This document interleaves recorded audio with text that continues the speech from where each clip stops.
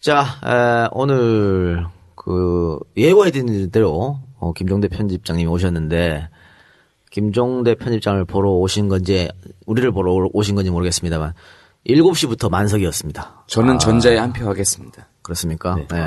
또 이거 쑥스럽네. 너무 많이 오셔가지고 감사드려서 제가 또 안가에 있는 책도 선물로 나눠드리고 그렇게 했습니다. 약팔이 같아. 그런 거 할 때 보면. 그러니까 내가 원래 약장사 같아. 이런 거 아니면 약장사 아니면 목사 둘 중에 하나 했었어야 돼. 야, 우리 첫 콘서트 때 기억 안 나? 제 1시간 동안 혼자 토크 콘서트 한 거 약 팔고. 그러니까 목사 했으면 너무 잘했을 건데 아쉽네요. 그건 그렇고 어제 우리가 진짜 나타나타를 녹화를 했거든요. 그런데 어제 또 꽉 채워주셨어. 어제도 꽉 찼어요? 감사했습니다. 어쨌든 네 인기는 아니다. 그것도. 그런데 우리가 EJ에서 좀 와달라고 붙어 있었잖아. 전 지난주에. 그래서 꽉 찬 것 같은데 이 여세를 몰기 위해서 진짜가 나타났다.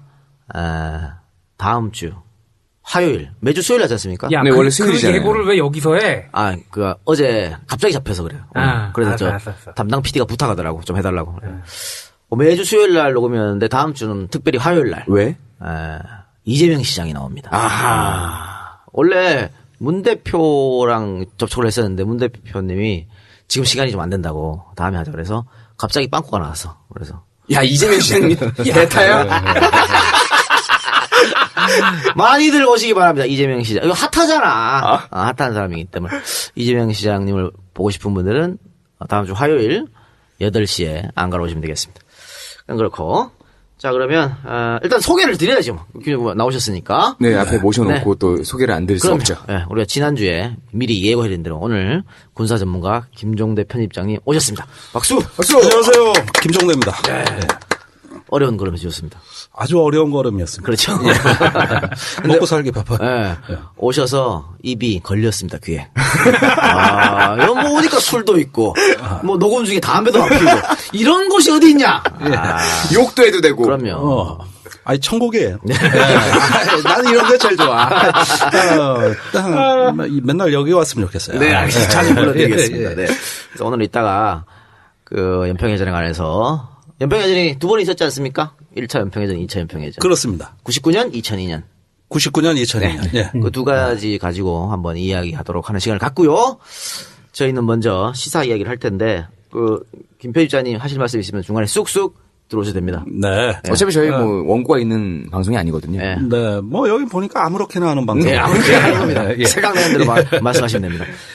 자, 시사 얘기 해볼 텐데, 가장 먼저 유승민 이야기를 꺼낼 수밖에 없습니다. 이 작가님 일부러 틀린 거요? 아닙니다. 지난주에 제가 사퇴를 안 할 거라 얘기했잖아요. 네. 그런데 유승민은 버틸 만큼 버텼어요. 정말 자기가 할 수 있는 만큼 다 해서 버텼어. 네. 그러니까 이게 사퇴하기 전에 최고위원회의에서 나가라 그랬거든. 그러니까 그동안 저울질 하던 김무성 대표가 돌아서서 유원내 대표 보고 나갔으면 좋겠다. 유 대표 미안해. 그리고 최고회의에서도 나가라. 그랬는데 최고회의에서도 못 나가겠다. 버틴 거예요. 버틴 거죠. 엄청 버텼는데 그렇다면 이거 의원총회. 그치, 의총을 내서 거기서 결정해주면 결정하는 대로 따르겠다. 이건 정말 버틸 것만큼 버틴 거지. 근데 의총에서 생각보다 유승민을 쉴드 치는 이야기가 많이 안 나왔어요. 왜일까요? 그러게. 그러니까 이 새누리당 국회의원들인 자신들의 자존감을 버린 겁니다. 대통령 한마디에 자기들이 뽑은 원내대표를 내버린 거잖아. 그런데 재밌는 거는 박 대통령이 콕 찍어서 나가라 그럴 때 이 사람들이 의총을 한번 했어요. 해서 신임을 했다고.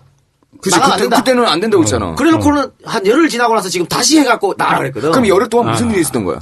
그러니까 대통령이 저렇게 난리를 치니까 바로 다음에 총선인 거 있잖아요. 지금 유승민 보고 제일 나가라 하는 그 부류가 어딘지 알아요? 충청권하고 TK야.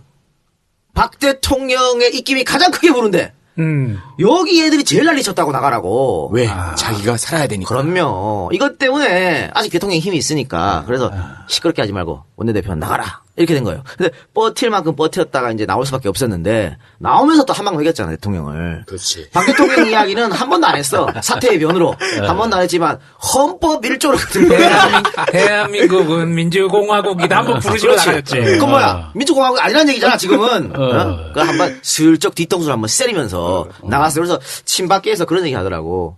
이건 뭐 마시는 커피에 침을 뱉는 행동이다. 뭐 이런 입장이 자기가 있잖아요. 마시는 우물에 침을 뱉는 행동이라고.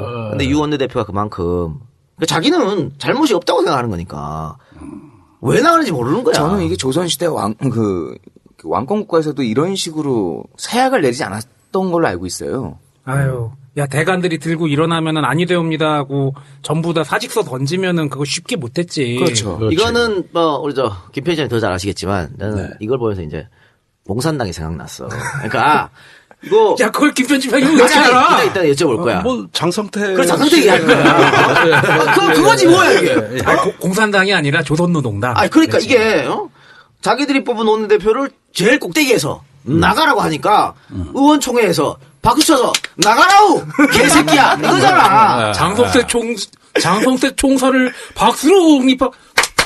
그래 그때 그 북한에서 진짜 공산당 맞나? 나 못 살아 내가. 그러니까 이게 공산당 아니면 뭐냐고. 네. 그때 장성태 나갈 때도 그 회의 중간 그냥 끌어내린 거죠. 그렇죠.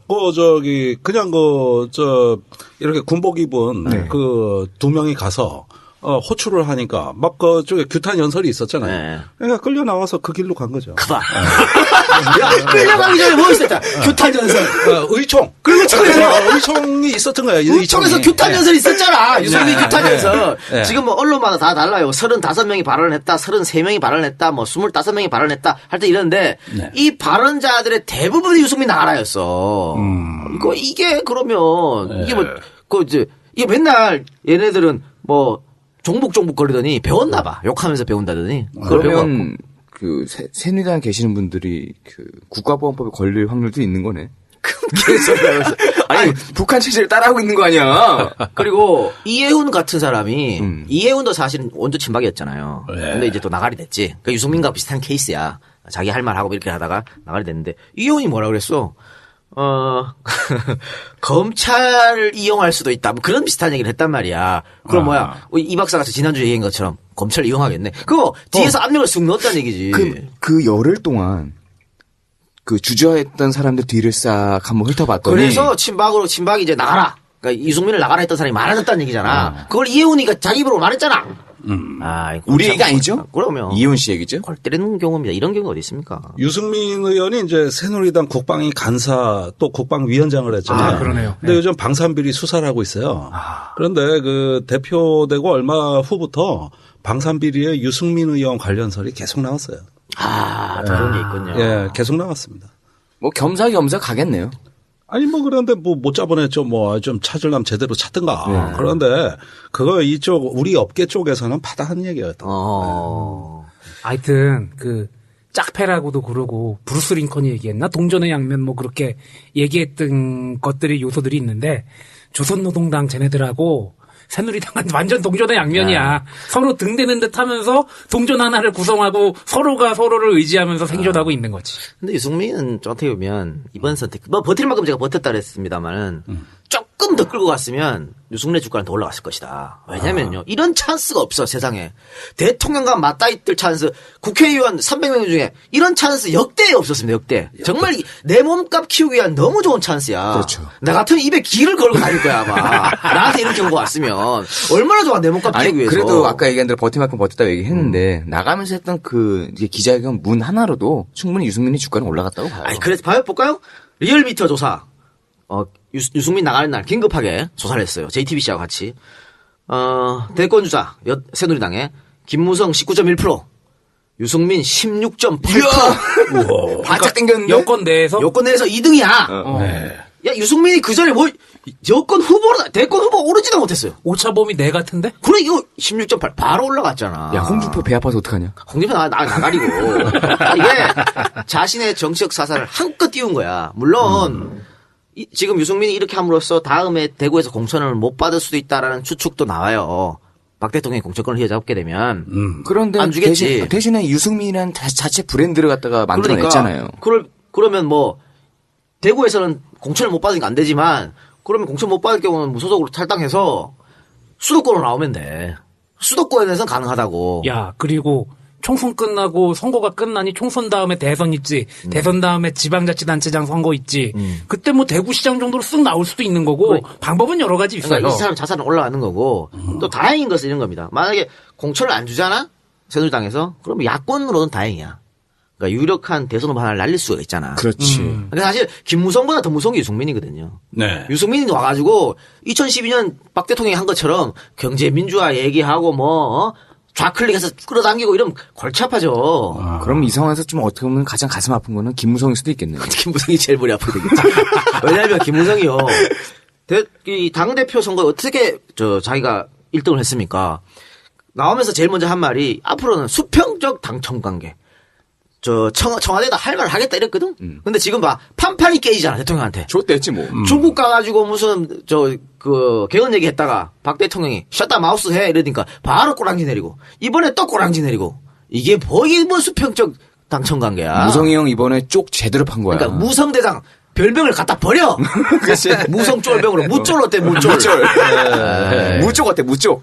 아니야, 이거, 김무성 대표는 전 굉장히 큰 패착이고, 또 늘 말했지만 두 사람이 순망치한 관계 아니에요. 네. 앞으로 누구를 공격하겠어? 친박이. 남은 사람 때리겠죠. 이제는 김무성 대표 공격하게 돼 있습니다. 그럴 수밖에 없어요. 근데 아까 30명이 넘게 사퇴해야 된다고 발언을 했다고 이총에서 네. 그러면은 상당수의 비박계열 사람들도 그렇게 얘기를 했단 얘기네. 그래서 이제 그냥 박수로 추인한 거 아니야. 야, 순식간이다 진짜. 살기 위해서 아마 발언을 했던 것 같아요. 그리고 지금 이제 유승민 원내대표가 사퇴를 했으니까 새로 뽑아야 될 거 아니야. 네. 그렇지? 네. 근데 이걸 과연 경선을 할 것인가? 뭐 추대 뭐 옥립 뭐 왜냐면 경선을 하면 또 비박계가 다 당선될 수 있어. 또 대가리 아파져 대통령은. 그러면 추대 누구로? 친박으로. 이주영 전 해수부 장관 뭐 누가 됐든 간에. 그러면 김무성 대표 또 머리 아파진다니까? 그렇잖아. 그러니까 김무성 이럴 이건 수가 룰도 없어. 없고. 그렇죠. 그리고 이 비난이 안 쏠리겠어요? 친박을 추대를 하면, 옥립을 하면?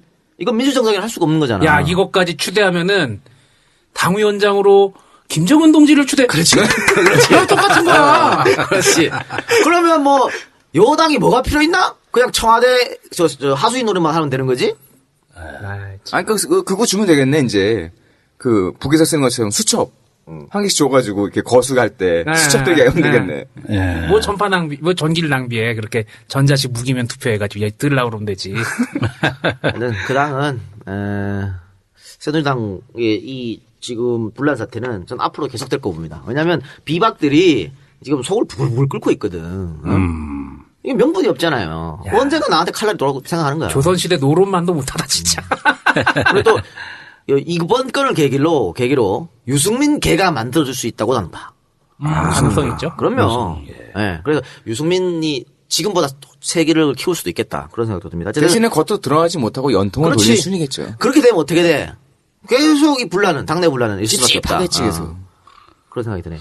그 야당이 야당 역할을 못하니까 이제 여당 내에서 야당 역할까지 그렇죠. 다 해주고 있어요. 거긴 지금 예. 자기네 바지 고쟁이도 다 뺏기고 있어요. 예. 그러니까 야당이 늘 하던 걸 지금 여당이 코스프레 하고 있는 거야. 예. 이렇게 당 분란이라든가 또 이게 투표 보이콧. 원래 투표 보이콧은 아, 진짜 웃기더라. 야당이 하는 거 아니야? 야당이 우리 이거 수용 못해 그리고 야당이 소수라도 투표 참가 안 하고 그러면은 여당도 굉장히 부담스러워하는 그런 들어와 패턴이었잖아요. 이랬는데. 근데 이번에는 여당이 우리 투표 못해 이걸로 하니까 그러니까 쪽수도 많으면서. 우리 투표했다 줬대 이렇게 나가니까 그러니까 얼마나 치사한 사람들이 얼마나 자존심이 없는 사람입니까? 이게 국회법 개정을 어쨌든 만들었잖아요. 올렸는데 대통령이 거부권 행사했어. 그건 뭐 대통령이 고유권하니까 그럴 수 있어요. 다시 그럼 국회로 돌아왔잖아. 돌아왔어. 국회로 돌아왔으면 헌법에 명시되어 대로 투표를 해야지. 왜 안 해 이거를? 그 자기 정당 당당히 해갖고 투표 많이 나오면 되잖아. 응? 반대로. 근데 이걸 왜 해야 되냐? 쪽을 판 거지 자신이 이제. 없거든. 어? 그래서 안 한 거거든. 이게 얼마나 창피스러운 일이에요. 이게 민주정당이 할 수 있겠습니까? 아 그러니까 투표 들어갔으면은 이거 또 상정됐을 또 저기 청와대로 갔을 가능성도 있었겠네. 아니, 만약에 재의결 됐잖아요? 그러면 대통령은 탈당해야 돼요. 묘용이 하나도 안 쓰는데. 대통령이 콕 찍어서, 야, 이 사람 배신자, 심판해주세요. 이렇게까지 말했는데, 다시 재의결 해갖고 통과가 됐다? 그러면 뭐, 탈당해야 돼. 그러니까 재의결했으면 그럴 가능성도 있었다는 거죠. 그렇죠, 위험이 그렇죠. 분명히 있었으니까 아예, 그걸 삭제하기 위해서. 그 위험 때문에 아예 단돌이를 한 그렇지. 거네. 아예 배제. 아예. 반란표가 혹시라도 나오면, 그런 생각인 거죠.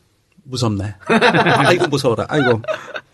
네, 알겠습니다. 여당은 얘기는 거기까지 하겠습니다. 야당 얘기 한번 해볼까요? 야당 역할 못하는 야당. 김상곤 혁신안. 네. 어제 2차 혁신안이 발표가 됐는데. 네. 엄청 시끄럽습니다, 지금. 여러분들은 잘 모르실 수도 있는데. 아유, 유승민 블랙홀에 다 휩쓸려 들어가가지고 좀 두드러지진 않는데 좀 확 깨긴 하더라.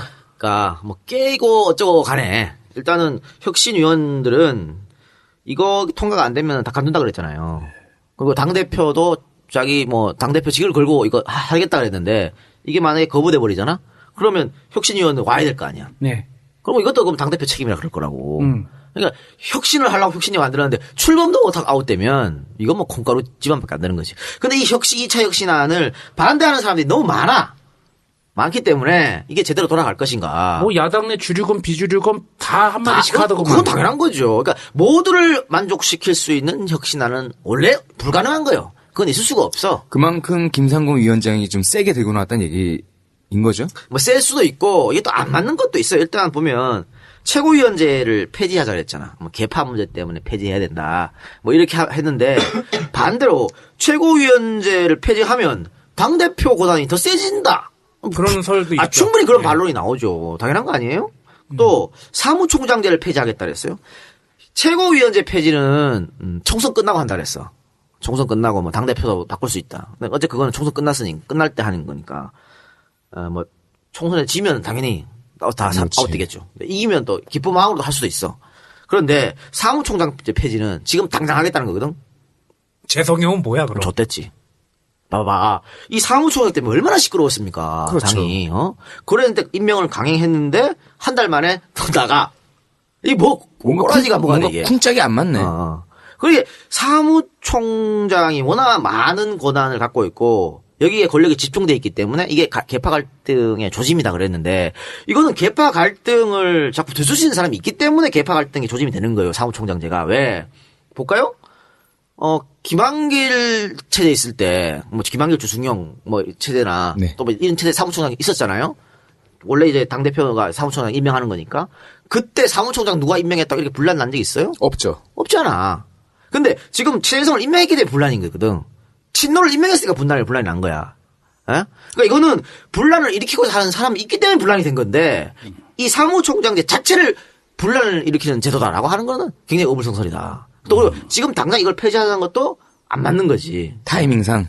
근데 어쨌든 저는 이 2차 혁신안이 통과돼야 된다고 봅니다. 큰 틀에서는. 당연히 통과돼야 된다고 보는데. 하지만 안 맞는 몇 개는 조금 바꿔야 된다. 또 선출직 공직자 평가위원회를 구성해서 15명을 마련한 데서 100% 외부 인사라고 했었어요.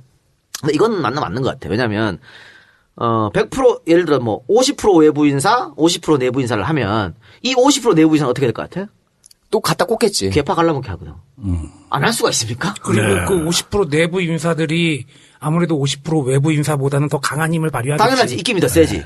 그건 또 분란이야. 그러니까 이거는 100% 외부로 하는 게 저는 맞다고 봐요. 근데 문제는 비노축에서 이걸 왜 문제를 걸고 넘어지냐. 평가위원장을 당대표가 임명하거든. 그러면 자기네가 간섭할 여지가 또 사라지니까. 그리고 이 위원 15명이 위원장 추천해서 당대표가 임명. 그러면 지금 당대표가 누구야? 문재인이잖아. 그래서 또 비너지 반발하는 거예요. 그러니까 이런 것들 때문에 쉽지가 않아. 근데 이 평가위원회에서 뭘 하냐면 선출직 국회의원들이 잘하고 있나 못하고 있나 뭐 한 4년 동안 2번 평가해가지고 나 다음에 공천 안 주겠다는 거거든. 이 사람들이 칼자루를 쥐고 있는 거예요. 그러니 여기에 해당하는 사람들은 당연히 여기서 반발할 수밖에 없는 거야. 그렇죠. 그래서 지금 굉장히 시끄럽습니다. 시끄러운데 시끄럽든 말든 저는 이 혁신안에 힘을 실어준다고 봐야 돼요. 그래야 혁신이 되는 거지. 아무것도 안 되고 지금처럼 가자는 얘기밖에 안 되잖아. 이걸 대충 아웃시키면. 껍데기 뭐 카울 바꿔서 갈 수는 없으니까. 아니 근데 나는 궁금한 게 이 혁신위하고 뭐 문재인 대표로 대표되는 그 주류계하고 전혀 소통이 안 되나 지금? 아니 정권을 맡겼잖아요. 정권을 정권을 맡겨가지고 그래도 내부적으로 뭔가 암암리에 소통이 되는 게 있지 않을까라는 생각이 들었는데. 그거를 니는 노빠니까 소통이라 그러지. 아니. 밖에서 보면 그건 다 암압이라고 얘기해. 아니, 내가 노빠래서 그런 게 아니라 이 정도까지 이 혁신안이 나와가지고 이렇게까지 주류까지도 반발을 하는 건 난 솔직히 굉장히 깜짝 놀랐거든요. 이 정도 혁신안이 나왔다는 것 자체에. 다 몰랐어요. 모르고 이렇게 한 거고. 근데 이 혁신안, 사실 혁신위원장은 비노에서 반발 안 했다고, 김상곤 혁신위원장. 호남 출신이기 때문에. 근데 조국 교수는 이제 반발한 거지. 진토다 이래가지고. 근데 어쨌든, 이 혁신위를 다 추인해서 최고위원도 통과됐고, 다들 밀어서 한 건데, 이거 힘을 실어서 통과시켜야 되는 거야, 이거는. 또 혁신에 계시는 분들이 어차피 내년에 뭐 총선 나온다는 얘기도 안 했고. 김상곤 위원장도 뭐 불출마 선언했으니까. 그러니까 이분들은 말 그대로 뼈와 살을 깎는 진짜 혁신을 내놓을 수도 있는 거죠. 아니 그런데 그 혁신안이 결정되는 겁니까? 권고안입니까? 혁신안을 내놨던 강제성을 이제 이게 당헌 당규를 개정하는 거죠. 개정해서 이제 강제성을 넣는 거예요. 예. 그러니까 이거를 하려면 당헌 당규를 개정해야 되는데 거기서 이제 반발이 생기면 안 되는 것이죠. 통과가 안 되면은 이게 아웃되는 거예요. 그러면 이게 아웃되면 혁신위원들 다 물러난다. 못하겠다는 얘기잖아요. 예. 그럼 또 내분 사태 들어가고 이 당은 정말 콩가루 당이 되는 거지. 그죠. 한쪽은 공산당이고 한쪽은 콩가루당이고. 이게 민주정치의 장점이에요. 네. 다양하잖아, 다양해. 아니, 근데 야당은 너무 다양해요, 지금. 예. 당내에서 여러 가지 얘기가 나오는 게 또 당내 민주화니까. 어쨌든, 지금 어쨌든 토론이든 논쟁이든 싸움이든 분란이든 지금 당에서 시끄럽게 계속 얘기를 하고 있습니다. 아마 얘기해서 결론이 나겠죠. 그래서, 당무위원 맨 처음에 소집돼서 얘기할 거고, 이제 결판은 20일 날 나요. 20일 날 잘 되는지 안 되는지 한번 지켜보도록 하겠습니다. 여러분들 하여튼, 이 혁신, 1차 혁신안, 2차 혁신안 모두 좀 통과되도록 여러분께서 좀 힘을 실어주시기 바랍니다. 이 작가님, 네. 그 유승민 블랙홀이 언제까지 갈 것 같으세요? 당분간은 이제 수면으로 가라앉죠. 왜냐면, 속으로는 부글부글 끓고 있어도 이걸 말하면 분란을 미치기 때문에 서로 말을 안 하려고 그래. 새누리당 내에서. 그러니까, 새정치를 하면 자꾸 두수셔야 되는 거지. 아니, 내가 이 얘기를 한 이유가 유승민 블랙홀 있는 덕분에 야당에 있던 문제들이 좀 두드러지지가 않았잖아. 네. 근데 유승민 관련된 블랙홀이 사라진 가운데서는 또 야당이 확 올라가죠. 나올 수밖에 네. 없단 말이야. 그게 좀 걱정스러워요. 네. 근데 그럴 수밖에 없어요. 그렇게 되겠죠. 콩가루 집안 얘기 하나 더 해보죠. 그 야당 당직자 오늘 탈당했던데. 이거 뭐예요? 50명. 예. 저는 아까 아침인가 기사를 봤어요. 네. 야당 당직자 50명 탈당하길래 야 이거 정말 대단한 건데? 라고 해서 기사를 클릭해서 읽어봤더니 당직자가 아니고 당직자 출신이더만. 뭐야? 낚인 거요? 당직자 출신. 출신? 네. 네. 이분들 거의 다 호남 사람들이에요. 예전에 민주당부터 시작해서 이제 새정치민주연합 이렇게 쭉 오셨던 그분들이야. 당직자 출신들이 탈당했기 때문에 전혀 이거는 걱정하시지 않으셔도 됩니다. 전혀 문제가 안 됩니다. 이분들이 이제 박주선 그쪽이랑 친한 사람들이고 예비군이요? 또 천정배 나왔을 때 도와줬을 그런 분들이에요. 그러니까 늘 항상 불만이 있었던 분들이기 때문에 이 사람들은 50명 탈당했다고 전혀 문제가 안 되고 현직 당직자가 탈당했다면 문제가 커지지 그거는. 그러면 그거는 정말로 문제가 커지죠. 당직자 출신은 아무 상관없다. 나가라고 하세요. 100명이 50명이든 500명이든 나가라고 하시기 바랍니다. 이 현역 당직자 또 현직 의원들은 절대 못 나갑니다. 저번 방송에서 얘기했잖아요. 못 나간다. 제발 좀 나가달라고. 이 사람들 언제 나가냐 그러면 이 혁신안이 다 통과되고 공천이 발표되고 이제 내가 아웃되겠다는 확신이 들 때 나가. 아니면 나갈 리가 없어. 봐봐, 혹시라도 내가 공천 받을 수 있겠다 이런 생각이 지금 절대 안 나가요. 그럼 그 전에는 나가는 배표를 살 일이 없겠네요. 계속해서 흔드는 거지, 근데. 우린 니네 자꾸 이러면 난 나간다? 협박만 계속 하는 거예요. 근데 정말 내가 못 받겠다 생각하면 그때 나가는 거야. 그전에는 절대 안 나간다. 여러분들 같은 나가겠어요? 안 나가지. 안 나가지, 왜 나가? 2번 타이틀 달아야 되는데. 못 나갑니다. 이 탈당 이야기는 종편에서 떠들든 지금 한쪽에서 박지원 계속 박주선 계속 떠들잖아요. 그러든 말든 기망이 냅두세요 그냥. 야, 못 나가니까. 조경태는 자기가 진짜 친노라고 얘기했구나. 간만에 재밌는 기사였어요. 진짜 웃겼어. 그래요. 좀 알겠습니다. 그럼 거기까지 할까요? 네, 시사회견 여기까지만 하죠. 이 정도면 여기까지 하고 그럼 본격적인 방송 잠깐 쉬었다가 광고 듣고 오겠습니다. 아직도 홍삼만 드십니까? 홍삼만 드신 여러분 행복하십니까? 살림살이 좀 나아지셨습니까? 이제 마카 산삼을 드십시오. 마카 산삼. 잉카인들이 즐겨 먹었던 남미 페루의 산삼. 인체에 꼭 필요한 31가지 미네랄과 18종의 아미노산을 함유한 천연 종합 영양제. 세계적인 슈퍼푸드로 인정받아 전 세계가 열광하는 그것. 바로 마카입니다. 페루의 마카와 우리나라의 산삼을 하나로 만들었습니다. 마카 산삼. 이게 다가 아닙니다. 20년 경력 전문가의 자문을 받아 우리 몸에 좋은 11가지 원료까지 하나로 만든 건강 푸드. 마카 산삼. 이제 홍삼 가격으로 마카 산삼 드십시오. 와, 이거 남자한테 딱이네. 딱이야. 애미야, 나한테도 딱이구나.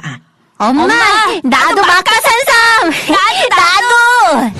검색창에 마카 산삼 또는 영한 네이처를 검색하세요. 영한 네이처 마카 산삼이 답입니다. 마카 산삼을 꼭 기억하세요. 우주에서 마카와 산삼을 하나로 만든 회사는 영한 네이처가 유일합니다. 유사 검색어 회사에 주의하시고 영한 네이처를 꼭 확인하세요. 팀장님, 커피 사주세요. 아, 또 10,000원 깨지는구나. 사무실과 거실에도 저렴한 커피가 있지만 왜 비싼 커피 전문점의 커피를 마실까요? 에스프레소로 커피를 만들기 때문입니다. 커피의 나라 이탈리아에서는 ESE 파드 커피로 에스프레소를 뽑습니다. 캡슐 커피 머신과 사용 방법이 동일한 이탈리아 에스프레소 머신과 아라비카 원두로 만든 50잔의 ESE 파드 커피가 월 3만원. 50잔으로 부족할 땐 한 잔에 330원부터 커피의 황제 블루마운틴까지 30종의 ESE 파드 커피를 골라 마실 수 있습니다. 1년 약정 후에는 머신 소유권을 이전해드립니다. 국내 유일의 ESE 파드 커피 전문몰 www.esepod.co.kr 070-7001-0962 070-7001-0962 네, 광고 듣고 왔습니다. 본격적으로 방송 들어가 보도록 하겠습니다. 자, 아까 언급해드린 대로 연평해전은 1차 연평해전과 2차 연평해전이 있는데 2차 연평해전의 공통점은 꽃게다! 이런 말이 있던데. 꽃게죠. 네. 그러니까 지난 20년간 이건 불변의 법칙인데 네. 서해에서 꽃게가 나타나면 전쟁이 일어나고 해파리가 나타나면 평화가 유지됩니다. 해파리 아무짝에 쓸모볼 리가 없으니까. 예. 그래가지고 김대중 정부 5년간은 꽃게가 아주 많이 잡혔어요. 네네. 노무현 정부 5년간은 꽃게가 아예 안 잡혔습니다. 예, 막 100분의 1로 떨어져요. 그다음에 이명박 정부 5년은 꽃게가 많이 잡혔어요. 예, 그러니까 또 천안함 연평도 막 터져요.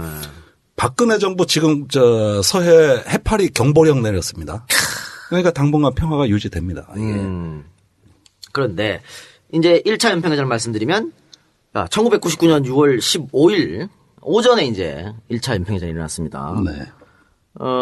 우리 고속정이 북한 경비정 4척과 어뢰정 2척에 대해 밀어내기 작전을 실시하면서 이제 시작된 건데 발단이 네. 이 밀어내기 작전이라는 게 뭡니까? 이게 사지침이니 교전 수칙이니 이런 네, 교전 수칙이 있는데 이게 밀어내기 기동이라는 건 결정적 순간 이전까지고 그날 이제 9시 27분경에 밀어내기 작전을 하던 중에 북한의 어뢰정이 2척이 넘어오기 시작했거든요. 이때는 밀어내기가 아닙니다. 우리 고속정이 전속력으로 들이받은 겁니다. 이때 이 함대에서는 함정이 폭발할 수도 있다고 봤어요. 그래가지고 전속력으로 가든 앞에 가든 배가 북한 어뢰정을 들이받았는데 폭발은 안 했습니다. 그 배 위에 올라타버린 거예요. 이게 붕 떠가지고 올라탄 거죠. 엄청나게 세게 갖다 박았네요. 엄청나게. 그게 적 함정하고 그 속도를 합해 보시면은 거의 우리 측이 시속 30노트니까 엄청난 속도예요. 그래가지고 딱 위에 올라타 버렸는데 빠지질 않는 겁니다, 이게. 그래서 다른 고속정이 다시 옆구리를 쳐가니까 그때서야 덜컹하면서 빠졌거든요. 이때 이제 북한 경비정 어뢰정이 기울기 시작을 한 거죠. 그래서 거기서 이제 북한군이 저항을 했는데 이 대목이 굉장히 예민한 부분인데 사실은 북한의 그 저항이라는 게 당시에 전투 준비가 안 돼 있던 러닝 샤스 바람에 작업복 바지를 입고 있던 북의 승조원들이 먹고 있던 감자를 집어던지기 시작했어요. 어디서는 무라고도 얘기하더라고요.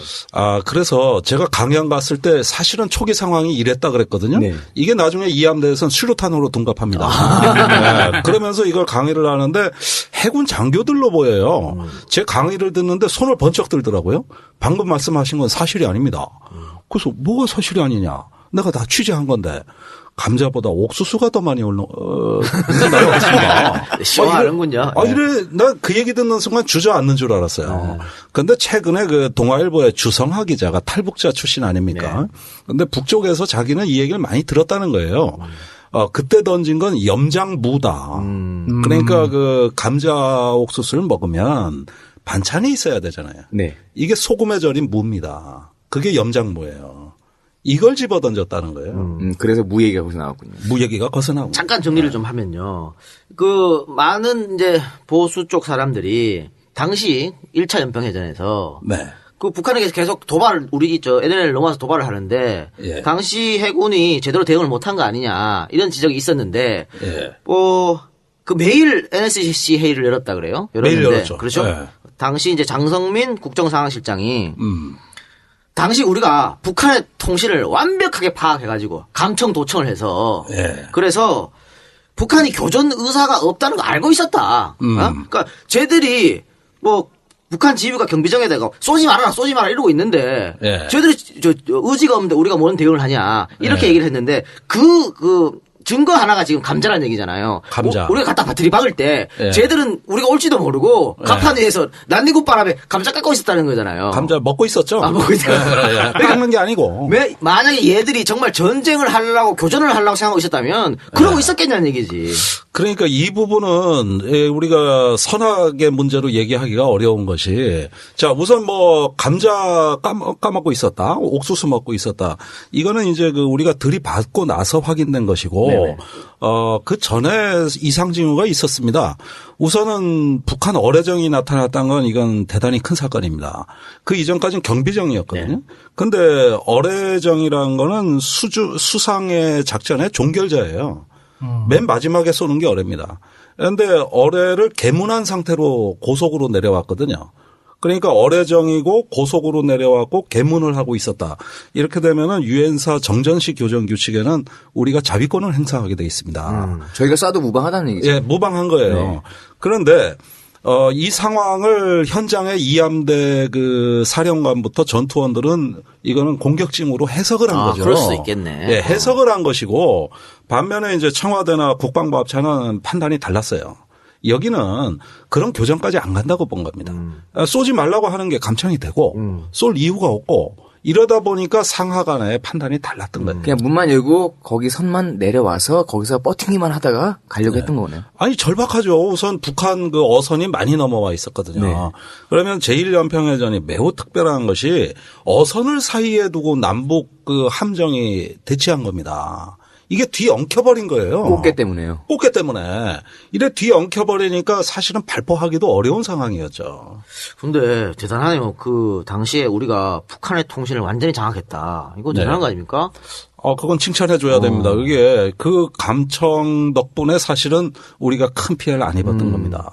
아니, 그럼 우리 국정원 이런 거나 좀 하지, 댓글 쳐달지 말고. 이런 거 하라고 있는 거 아니야?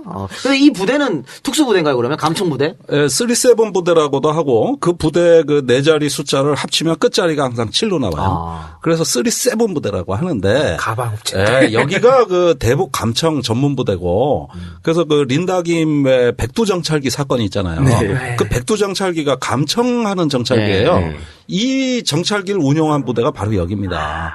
그 37 부대. 37. 예. 멋있잖아. 그럼 지금도 열심히 운영을 하고 있겠네요.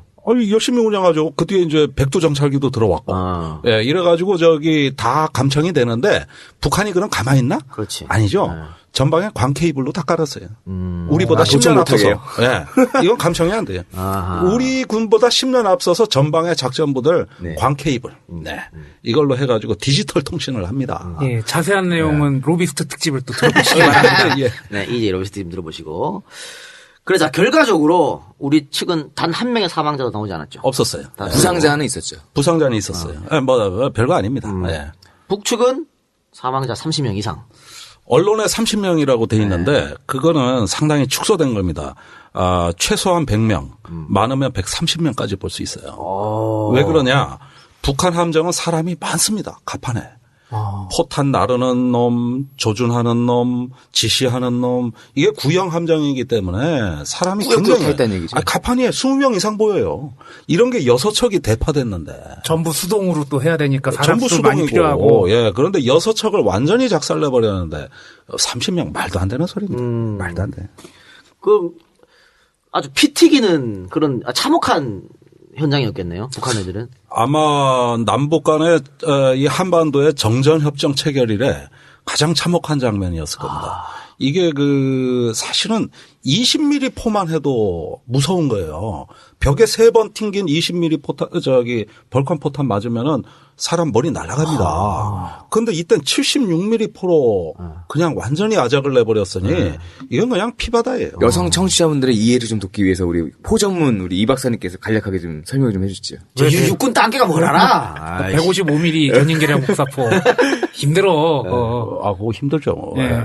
그 고폭탄 같은 거 한번 나가면은 그 살상 범위가 몇 미터더라 하여간 반경 몇백 미터 내는 뭐 다 날라 그런 거 있어요. 네. 그래서 교전 결과를 말씀드리면. 밤이 아니요, 저 얘기. 제대한 지 하도 오래돼서. 북한 어뢰정 한 척이 침몰. 이제 여기에 탔던 북한 군인들이 거의 사망했다고 알겠죠. 거의 다 사망이고요. 첫 번째 들이받는 즉시 배 후미에 있던 7명이 바다에 빠졌습니다. 그 충격 때문에. 네. 거기서 갑판에 사람이 많으니까 감자 까먹다가. 웃을 일이 아니죠. 그래가지고 그냥 현장에서 7명 정도가 빠지는 걸 봤어요, 우리가. 처음엔 익사로부터 시작돼가지고. 아주 거의 지옥의 어떤 묵시록 같은 장면이죠. 전투 준비 태세가 아니었기 때문에 무슨 구명복이나 이런 거 착용도 안 하셨던 거고요. 바다에 빠져서 다 사망했어요.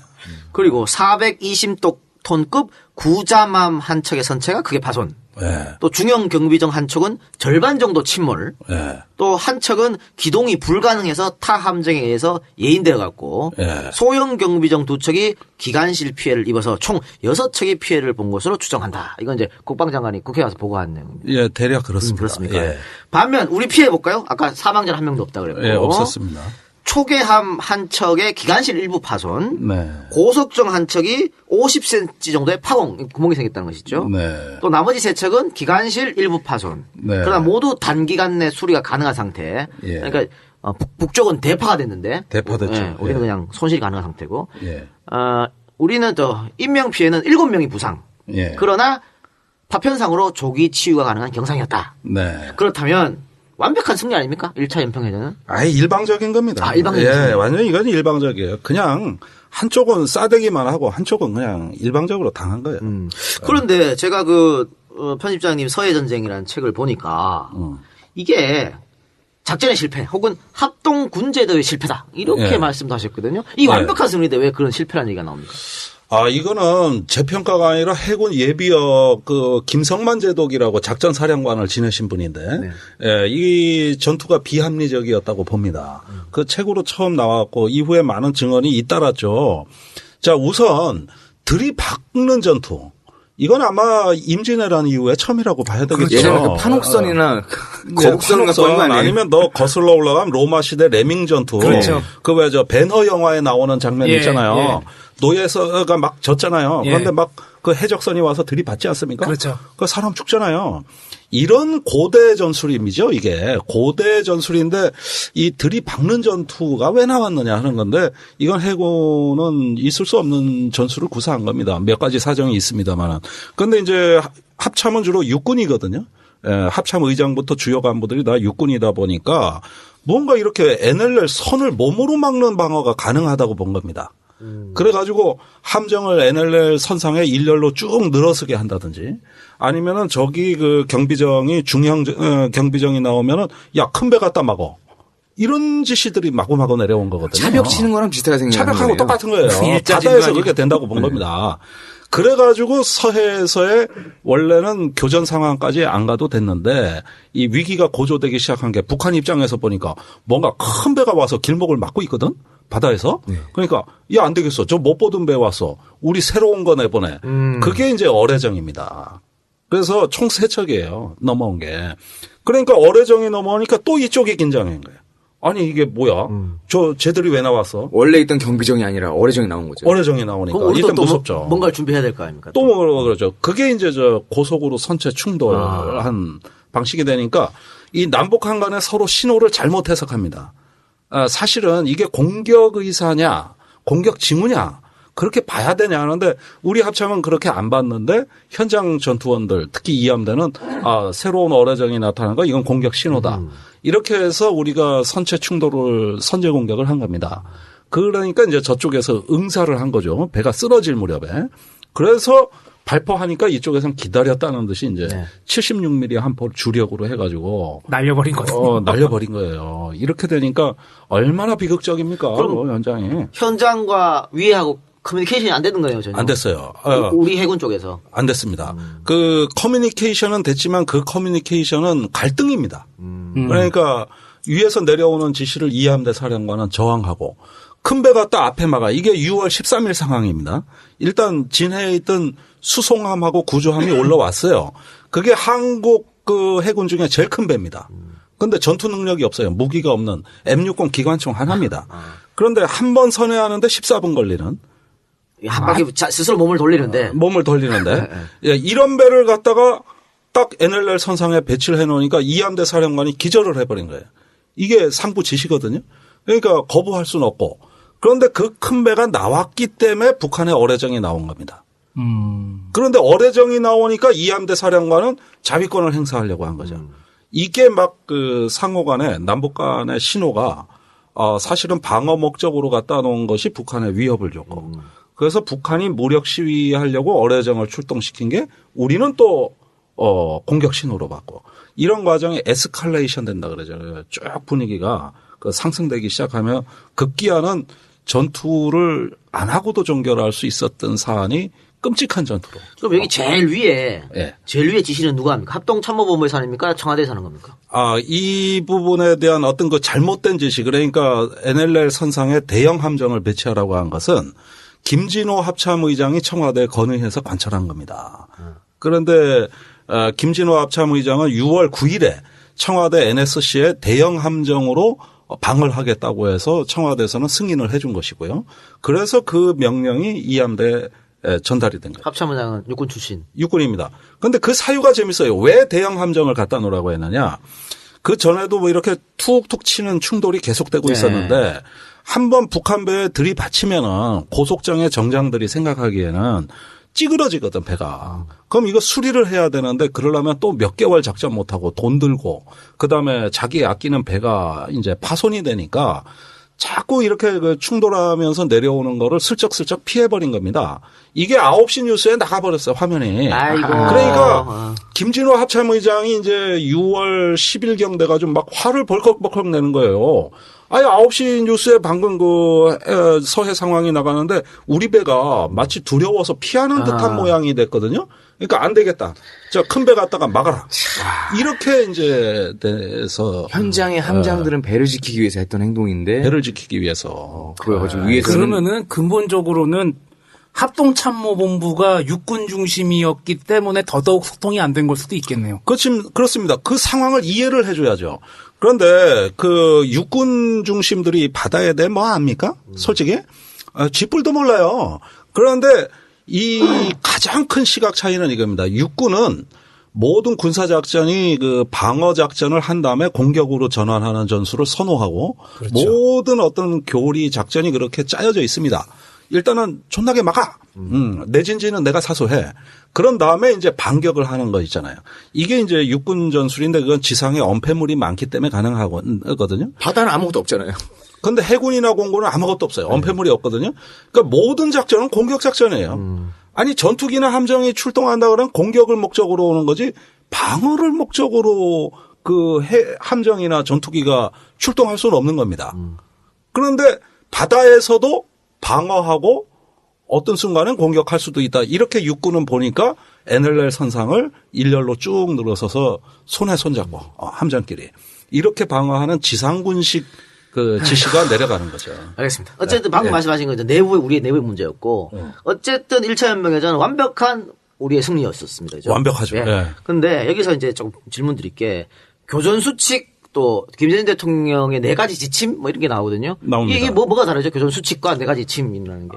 교전 수칙은 이건 일종의 전술 지침이라서 위급한 상황에서 일일이 사령관이 지시 내릴 수 없잖아요. 네.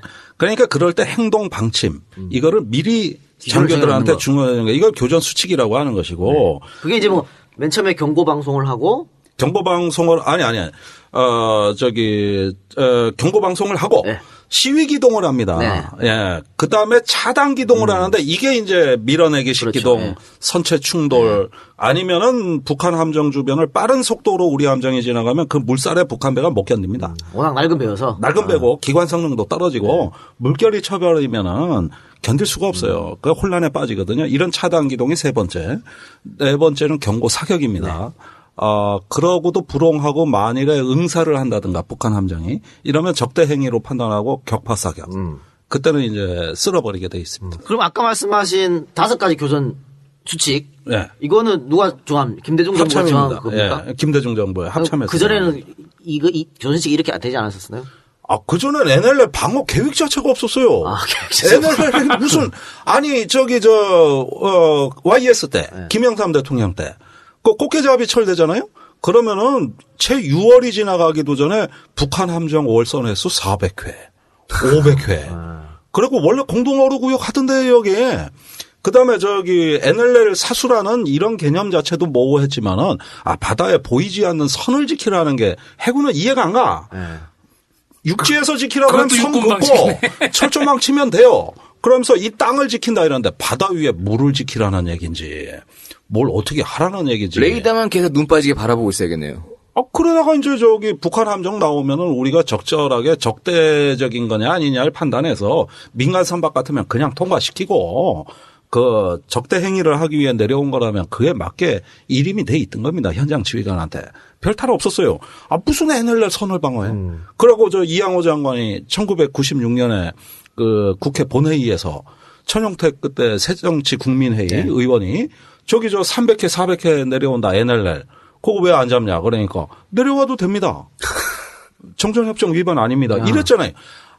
NLL 사수라는 말이 김대중 정부 와서 이게 생긴 거지. 아주 좋은 말씀이세요. 감사합니다. 이 작가가 듣고 싶었던 얘기예요. 그거였어요. 근데 5가지 교전 수칙 말씀해 주셨고 또 김대중 대통령이 지시한 4가지 지침. 이게 이제 뭐 미리 쏘지 마라. 그렇죠?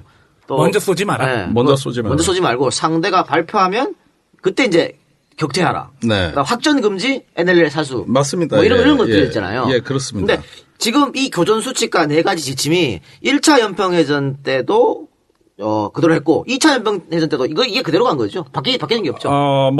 김대중 대통령 지시는 그때 달랐어요. 제2연평해전 때는 제1연평해전 때 너무 해군이 피박살을 해버리니까 너무 그 정도로 과하게는 하지 말라는 지시는 분명히 있었습니다. 이건 김동신 장관도 지시했던 거고 이게 이제 우리나라 보수 세력이 김대중 대통령을 공격하는 아주 제1의 핵심적인 이유라고 할 수 있는 것이죠. 오늘 좀 어려운 주제. 자, 어쨌든 이렇게 1차 연평해전은 확실한 승리를 해서 네. 북한이 엄청 놀랐다고. 이거는 충격과 공포. 네. 역시 탈북자 출신의 주성아 기자 증언입니다.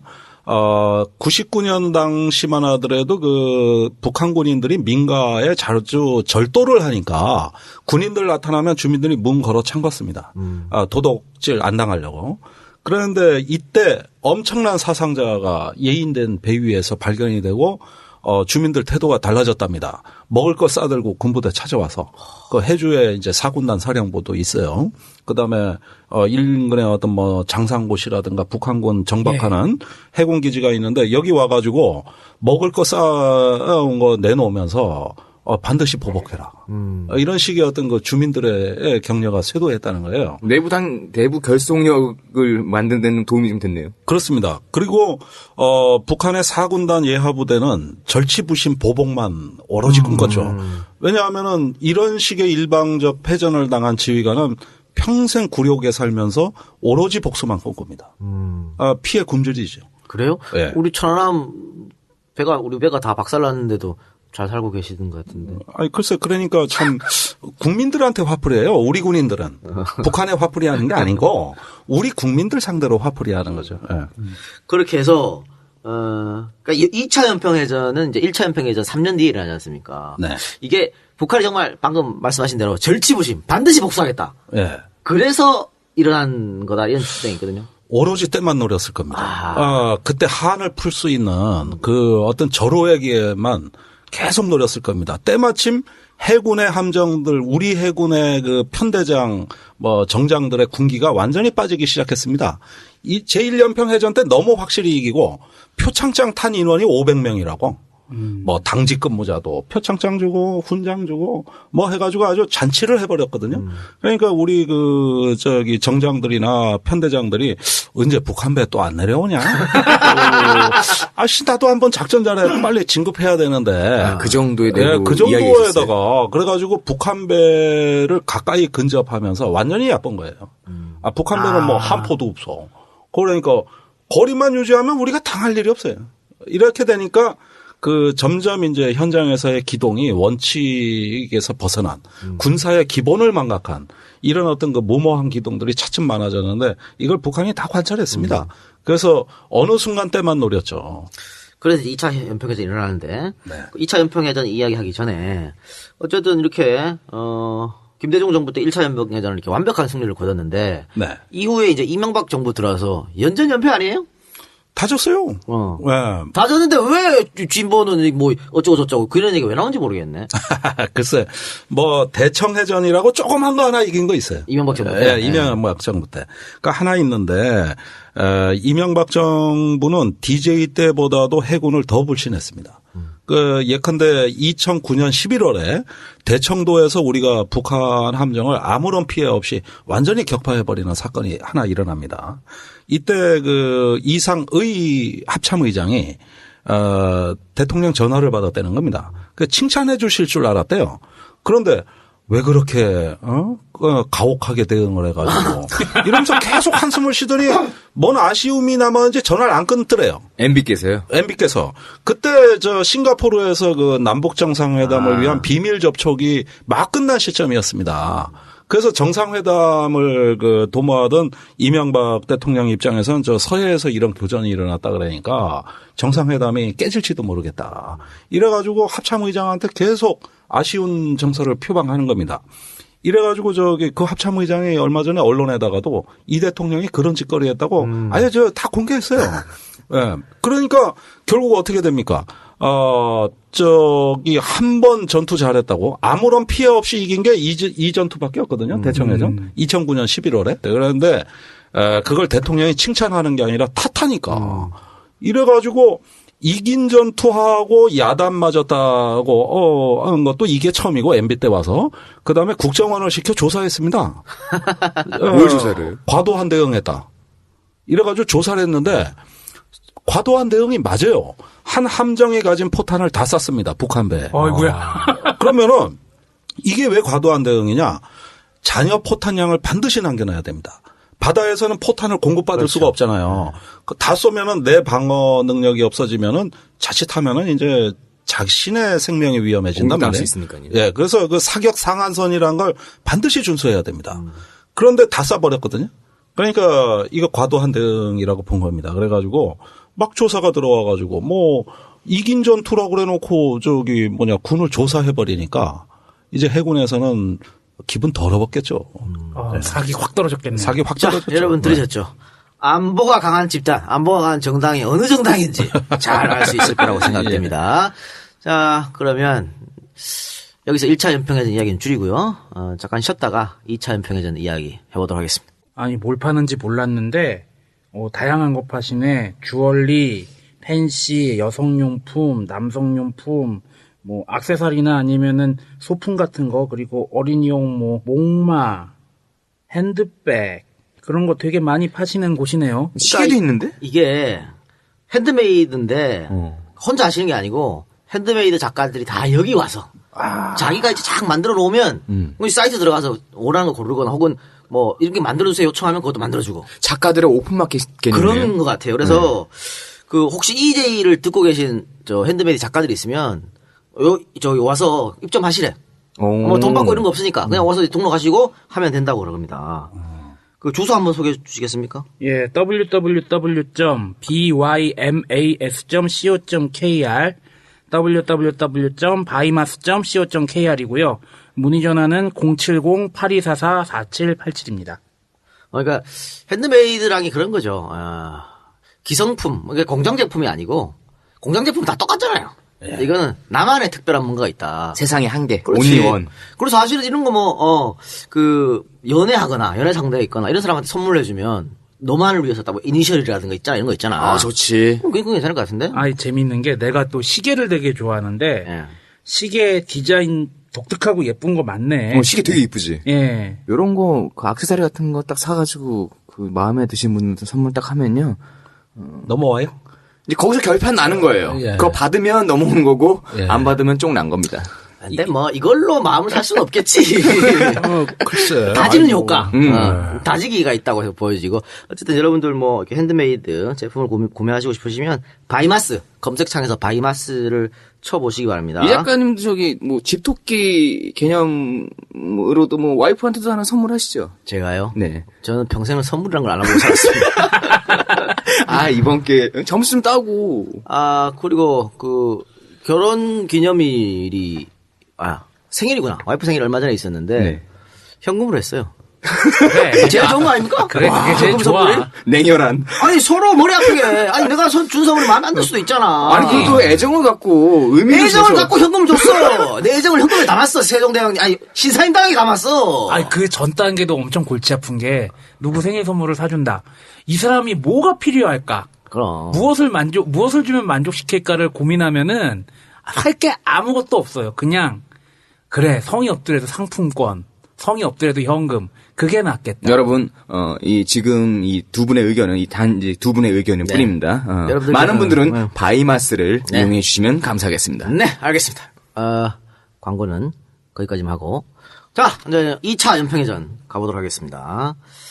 2차 연평해전은, 2002년 월드컵이 일어났던, 월드컵이 한창 마지막 날이었어요. 3, 4위전. 우리한테는 마지막 날. 마지막 날. 예. 그때 일어났죠. 예. 그럼 이거는 의도가 있다고 봐야 됩니까? 북한이 월드컵 마지막 날 이렇게 했던 거는?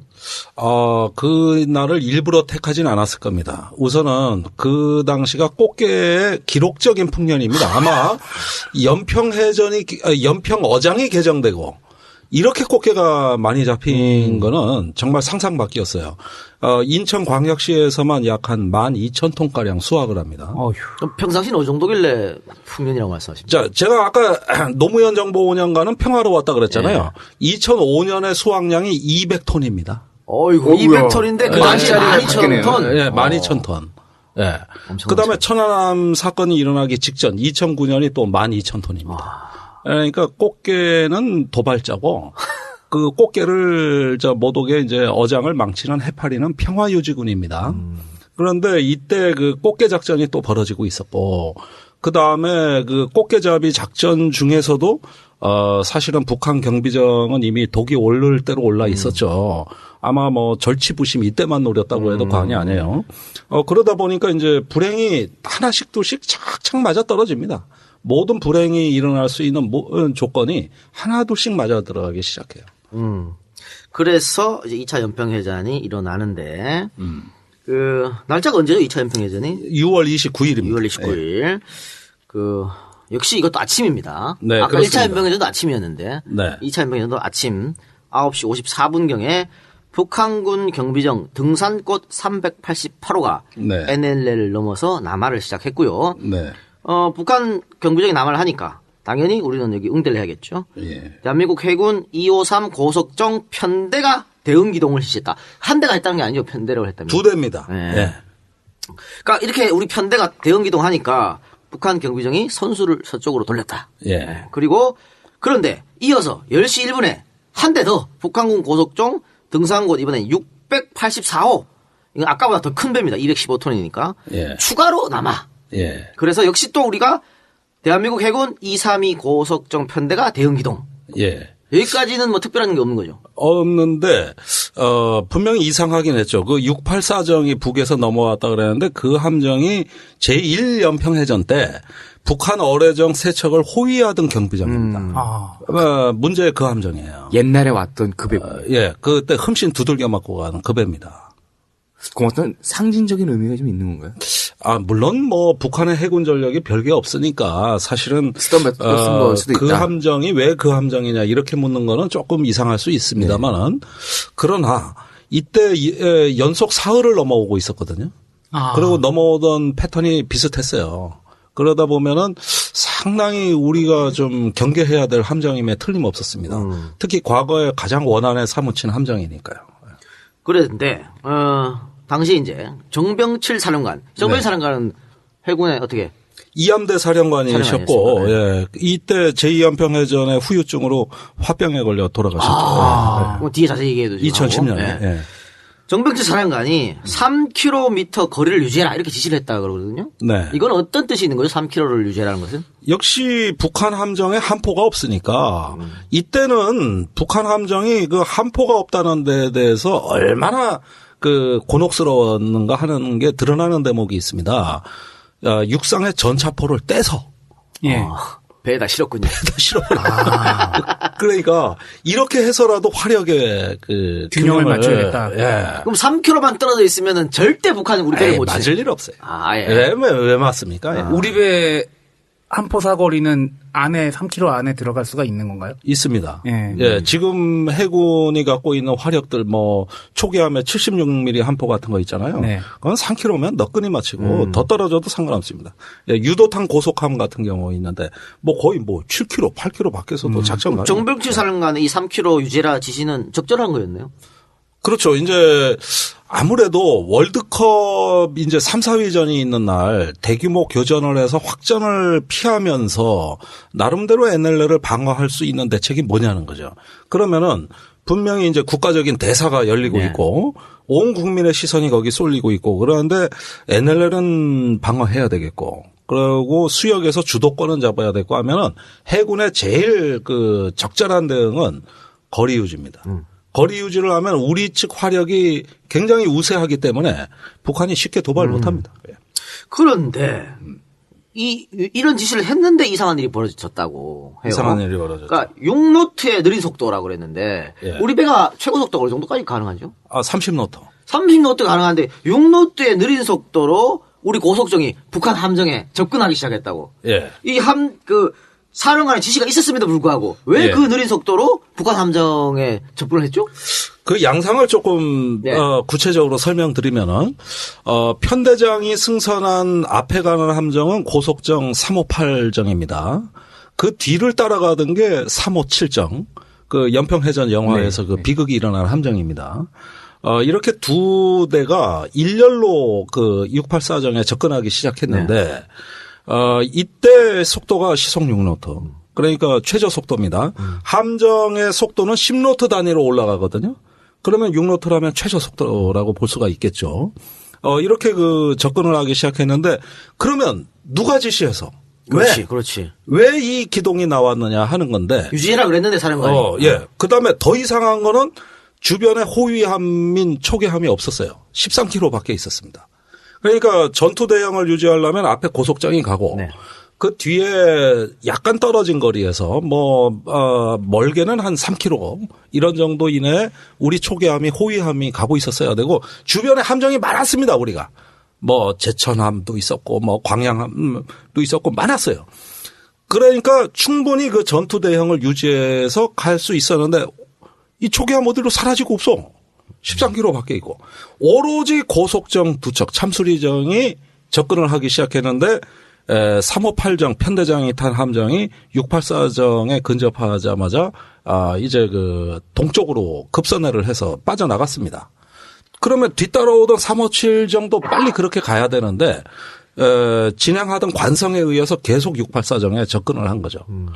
그러다 보니까 옆구리가 완전히 노출된 상태로 거의 684정과 붙어 있는 상황이 된 겁니다.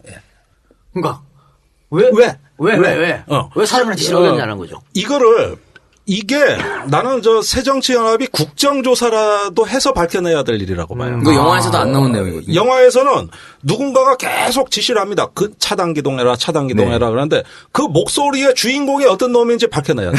이거 안 밝혀내면은 이 사건에 대해 우리가 얘기할 필요가 없어요. 네네네. 이거 지금까지 안 밝혀졌습니다. 이거에 대해서 제가 세 당사자의 얘기를 듣습니다. 우선 합참. 당신들이 지시한 거 아니냐. 제 책에도 그쪽에 지시라고 나와 있습니다. 강력히 부인합니다. 그때 합참의장, 합참작전본부장, 작전처장 이 양반들이 아예 변호사를 선임해서 저한테 대들었어요. 그때 우리는 장군 진급자 행사에 합참의장이 참석했는데 아침 10시경에 교전이 일어났단 말이에요. 그런데 장군 진급자 오찬장에서 안 나와. 그래가지고 오후 1시까지 계속 밥 먹었다. 그 우리는 알리바이가 있다. 그다음에 작전 지휘 통제실이 있습니다. 그 합참에. 여기에서는 서해에서 교전이 발생했다는 보고를 듣자마자 제일 먼저 안기석 제도 해군 작전처장입니다. 합참에. 전속력으로 뛰어왔다. 지통실에. 그런데 지휘 통제실에서 올라온 이함대 보고 내용은 적함이 불타고 있습니다. 그러니까 제1연평대 해전하고 똑같이 이겼구나. 박수치고. 장하다. 박수치고. 우리 측 피해는 없는 걸로 돼 있었으니까. 정확한 상황 보고가 안 된 건가요? 예. 아니 이것도 이상한 거예요.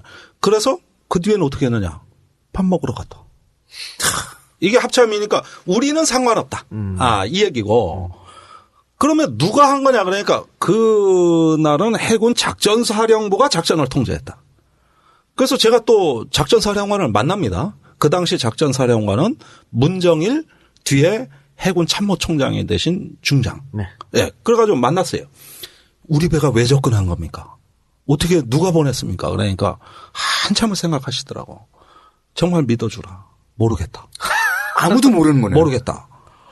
그런데 돌아가신 정병칠 사령관 증언은 나는 분명히 3km 유지하라 그랬다. 그런데 큰일 날 일이 없다. 그래가지고 지하 1층의 상황실에 있다가 잠시 지상 2층에 있는 사령관실에 올라갔다. 그 사이에 일이 터졌다. 그래가지고 어떻게 된 겁니까? 그러니까 상부 지시라는 거예요. 이러고 이분은 돌아가셨기 때문에 이걸 검증할 길이 없어 지금. 그래가지고 너무 답답한 거예요. 지금도 국방부, 합참, 해군 작전사령부, 이함대 사령부 얘기가 팩트가 다 틀려요. 다 틀립니다. 그러면 저 영화에서는 계속 접근 지시를 한단 말이에요. 저 목소리의 주인공은 누구냐? 누가 시켜서 그런 거냐? 이거 안 밝히면 우리가 제2연평해전이고 나발이고 간에 영화고 뭐고 간에 또 뭐 DJ가 어떻고 간에 이거 다 필요 없는 거예요. 진상을 알아야지 진상을. 그렇죠. 말이 다 틀려. 말이 다 틀려. 미스테리로 아직도 남아있는 거네요. 아직도 미스테리. 이거 밝히는 방법 간단합니다. 당시 교신 기록. 전투 상보. 이거 까야 돼요. 남북 정상회담 대화록도 공개하는 나라가. 그렇죠. 1급 국가 1급 기밀도 공개하는 나라가. 이렇게 전 국민 관심사가 돼 있는 이 연평해전의 진실을 안 까? 그리고 다 빠져나가고 이건 진상은 다 묻어두고 은폐하고 왜곡시키고 나니까 책임질 사람 누구밖에 없겠어요. 김대중 대통령 하나 남은 겁니다. 그러면은 그 왜곡으로 인해서 진실을 모르는 상황에서 왜곡이라는 의심을 받는 걸로 인해 피해를 입는 당사자들이 굉장히 강력하게 요구를 해야겠네요. 굉장히 강력하게. 그래서 그런데 그 유족들이 소송을 걸었죠. 당시에 군수내부 작전 계통에 있는 사람들 전원 상대로 소송을 걸었는데 그때 소송 건 내용은 왜 근접하라고 지시했느냐가 아니라 그 왜 어떤 그 정보기관의 그 37 부대장이 양심선언을 했잖아요. 북한에 도발 징후가 있는데 군수 내부가 숨겼다. 그래서 무방비 상태로 우리 전투원들이 접근했다가 사망했다. 이렇게 해가지고 그 정보에 대해서 소송을 건 겁니다. 그 작년 11월에 무죄 나왔습니다. 원고 패소 판결이 나왔죠. 즉 그걸 도발 징후로 볼 수 없다가 재판부 판단입니다. 그러니까 이번에 영화도 또 거짓말하는 게 바로 이 점이에요. 정보를 숨긴 건 없다는 거예요.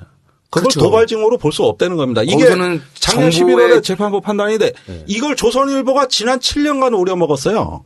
도발 징후를 고의로 숨겨서. 고의로 숨겼다고? 네. 그래놓고 이번에 이 영화 나오면서 조선일보는 엄청나게 이 영화에 대해 집중을 하지 않습니까? 집중하는데 또 그 얘기하는 겁니다. 이건 이미 법원에 판결이 나온 거예요.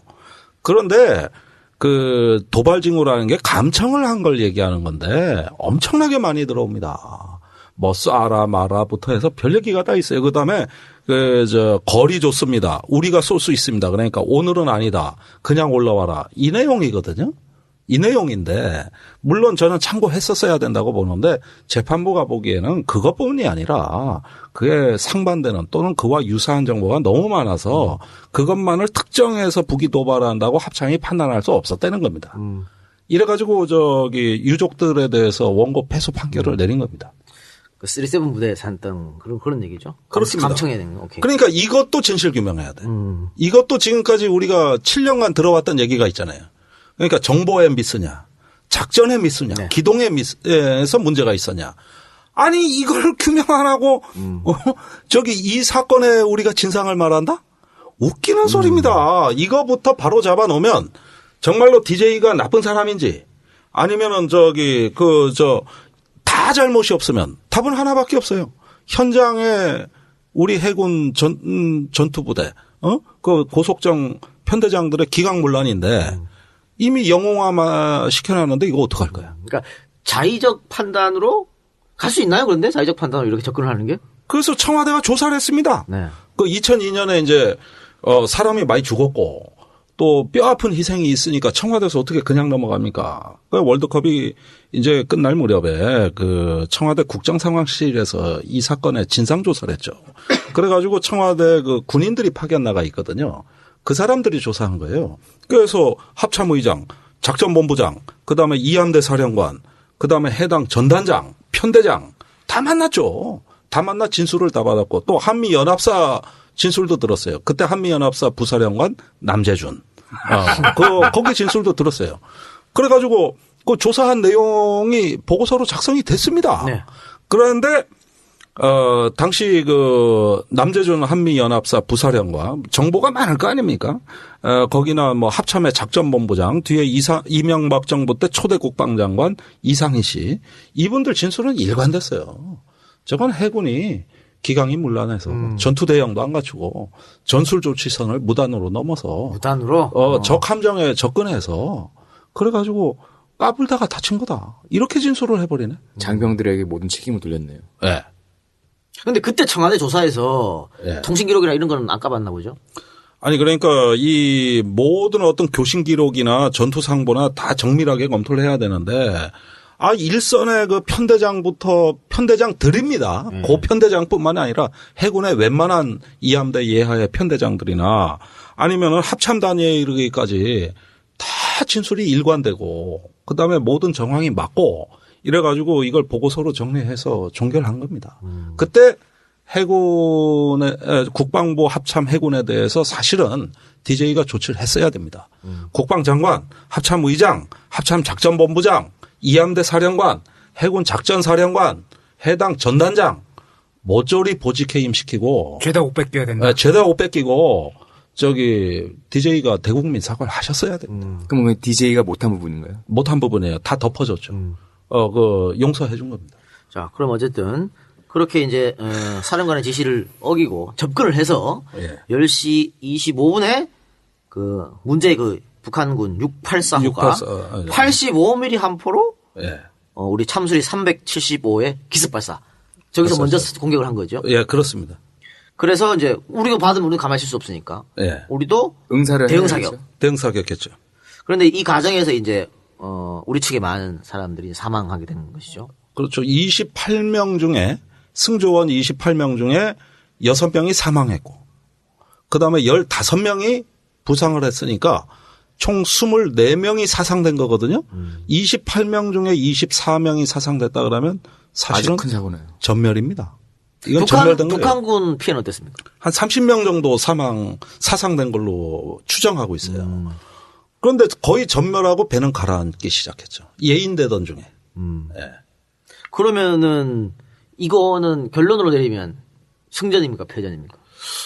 기습 공격에 의해서 우리는 격침되고 저쪽 함정은 사상자가 있었지만 예인돼 갔거든요. 격침이 안 됐습니다.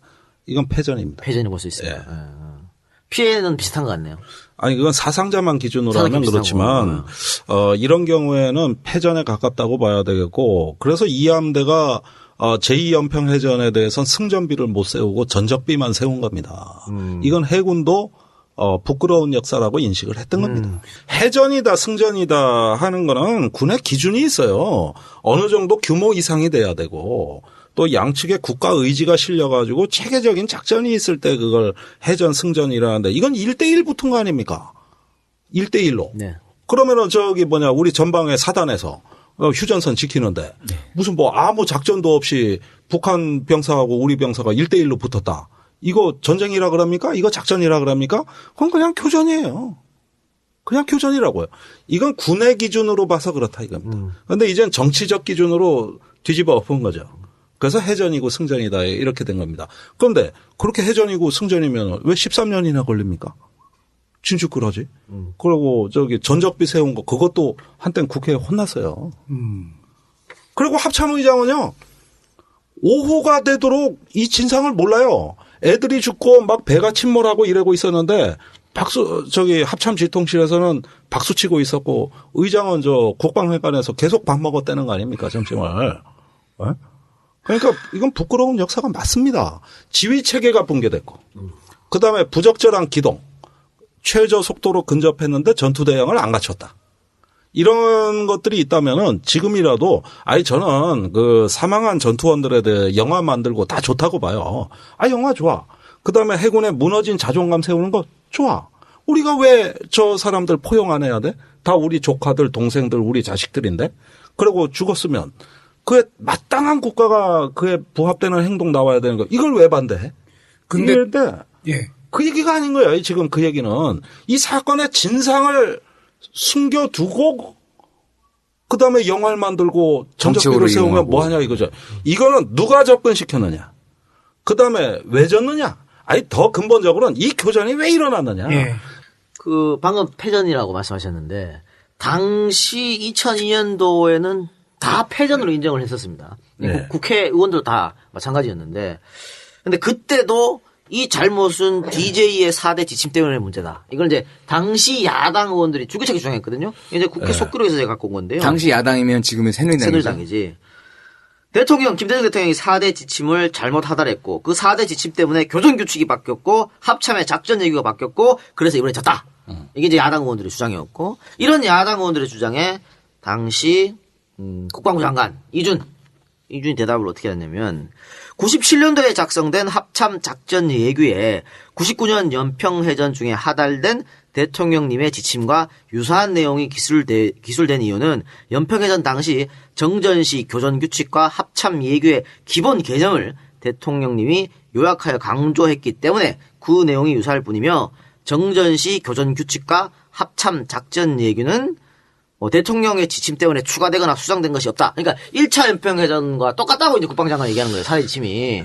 참 답답하네. 네, 여기서 말씀을 좀 해주시기 바랍니다. 그러면. 그러니까 이런 거죠. 그러니까 DJ를 지지하는 입장은 1차 연평해전이나 2차 연평해전이나 4대 지침 크게 달라진 거 없다. 근데 1차 연평해전은 확실하게 승리를 했고 2차 연평해전은 졌는데 2차 연평해전이 진 게 4대 지침 때문에 졌다 그러면 1차 연평해전 이긴 건 설명이 안 되지 않느냐. 이 주장이거든요.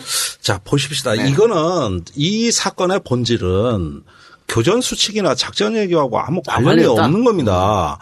자, 교전 수칙에서 제일 문제되는 게 차단 기동하라는 거 아닙니까? 원래 이 자체는 잘못된 거예요. 아까도 말씀드렸습니다만은 해군 전력은 공격성, 융통성, 기동성을 특징으로 하는 것이지 무슨 차단하고 방어하는 전력이 아닙니다. 이건 육군의 실수예요. 그런데 그 차단 기동이라는 것에 대해서 정확하게 이해를 하자면은 이건 우리 함정의 기동성이 워낙 북한 함정에 비해서 뛰어나니까 그 우수성을 활용하려는 겁니다. 즉 속도가 빨라요. 그래 돌격 기동을 해야 됩니다. 그러면 시속 30노트 가까이 나옵니다. 북한 배 못 쫓아옵니다. 물살에 견디지 못합니다. 이런 걸 우수한 우리의 장점을 활용해서 그 연평 수역, 연평 해역에서 주도권을 잡으라는 겁니다. 그거하고 시속 6노트로 전투 대응을 갖추지도 않고 근접해가지고 딱 붙어버리는 이거하고는 전혀 관계가 없다 이겁니다. 그러니까 내가 현장 지휘관이면은 상부의 교전 수칙이 이런 게 있는데 일부 불합리한 점이 있죠. 이거는 저는 잘못을 인정해요. 그런데 그렇다면은 나의 어떤 그 자위권을 행사하고 내가 보호받기 위해서는 그걸 해석을 해서 그러면 허용된 범위라는 게 뭡니까? 첫째, 거리 유지를 하거나 둘째, 근접하면 속도를 높이거나 이런 어떤 그 해전의 기본적인 군사적 기본을 지키는 겁니다.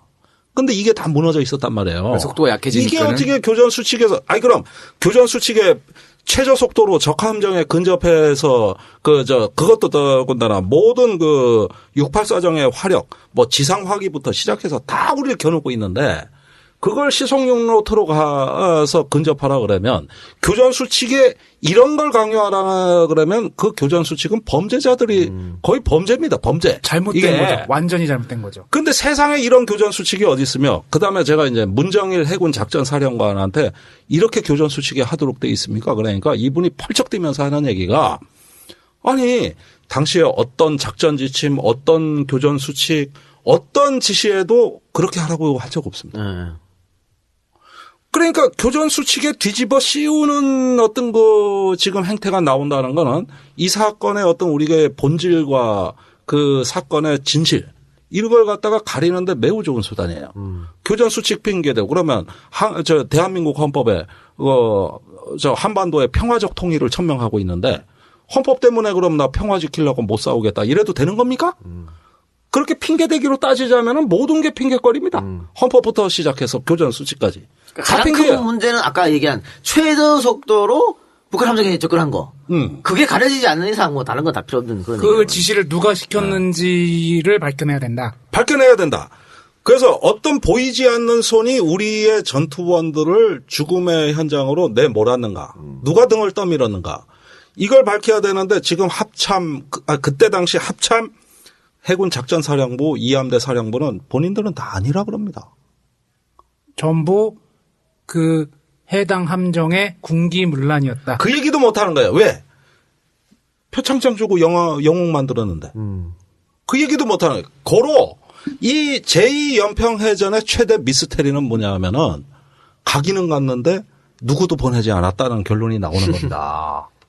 이 연평해전 영화가 나오고 모든 사람들이 흥분해서 떠드는 게 뭡니까? 왜 전사자 예우 안 하냐?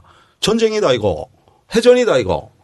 아니 그렇다면은 이거는 군사 작전이기 때문에 그 원인과 결과를 제대로 규명해서 교훈집을 만들어야 되는 겁니다. 오늘날까지 해군이 이거에 대해서 전사에 대한 교훈을 제대로 만들었다는 얘기를 내가 못 들었고 한 번도 이것에 대한 제대로 된 조사도 없었고 그렇다면 이걸로 이것이 이렇게 전 국민적인 관심사가 되고 이게 정치를 좌우한다 그러면은 왜 국회가 국정조사를 안 합니까? 해야 될 일을 안 하고 영화 제작에 투자를 해줬네요. 규명할 수 있어요. 전투상보, 교신기록 다 밀봉돼서 보관하고 있습니다. 까면 될 거 아닙니까? 알겠습니다. 그러면 교전수칙하고 4대 지침 문제는 답변이 됐으리라 보고요. 네. 그러니까 SNS에서 지금 이 연평해전의 패전은 DJ 때문이다. 그냥 막 돌아다니고 있거든요, 지금. 여러 번 돌아다니는데 그러면서 DJ 공격하는 것 중에 또 하나가 아까 왜 표창장 말씀하셨는데 우리 정부가 사망한 병사들한테 훈장조차 주지 않았다. 이런 말을 했어요. 그런데 보니까 윤영하 소령, 조천영 중사, 항도현 중사, 서우원 중사, 한상국 중사, 박동혁 병장 전부 다 충무 무공훈장, 화랑 무공훈장 다 받으셨네요. 근데 왜 이 얘기가 나오는지 모르겠네. 그러면 결과가 나오고 나서 이 훈장을 줄 때까지 시간이 오래 걸린 겁니까? 아무래도 다소 시일은 걸렸을 겁니다. 그다음에 군으로서는 사실은 훈장을 준다는 데 대해서도 상당히 고심이 많았을 겁니다. 이것을 일단 승전이 아닌 상황에서 물론 뭐 천안함 같은 패전도 무공 훈장 다 줬습니다. 그것도 사실은 무리한 발상이죠. 근데 이때 어떤 훈장 서운에 대해서는 사실은 해군을 위로하는 차원에서 마무리했을 거라고 저는 봅니다. 또 하나가 장례식을 대통령이 참석하지 않은 것. 이거 가지고 요즘에 굉장히 말이 많아요. 말이 많은데 DJ를 지지하는 쪽에서는 관례였다. 박정희, 김영삼 때도 한 번도 간 적이 없다, 대통령이. 그러니까 해군장이고 뭐 어쩌고저쩌고 그런 얘기가 있는데, 일단은 거기에 대해서 한번 설명해 주시기 바랍니다. 그건 김대중 평화센터에서 이제 연평해전 영화가 나오니까 과거에도 안 가는 게 관례였다고 보도자료를 낸 겁니다. 네. 그건 크나큰 실책이에요. 네. 우선 김영삼 대통령 때 강릉에 96년에 북한 잠수함이 들어왔습니다. 네. 이때 이 후속 작전을 하느라고 우리 전투원 14명이 사망했습니다. 네. 그때 어떻게 했는지 아십니까? 연결식 합동위령제 자체가 없었어요. 유족들이 다 모이면은 골치 아플까봐 다 분산시켜서 사단에서 알아서 처리하라 그래가지고 육군 참모총장도 안 간 겁니다. 그래가지고 합동위령제 자체가 없었어요. 그런데 과거에 무슨 연결식이 안 갔다. 연결식 자체가 없었는데. 아예 연결식 자체가 없었던 거예요. 자체가 없었다니. 그 다음에 군의 여태까지 모든 사고를 보면은 군에서 이제 전방에서 뭐 각종 사고로 이렇게 사망자들이 생기면은 병원을 다 분산시키고 막 장례식 일자도 달리 해가지고. 네. 지금까지 군이 그런 짓을 해왔습니다. 그렇죠. 그나마 합동위령제를 제대로 지낸 게 이 제2연평해전이 처음이에요.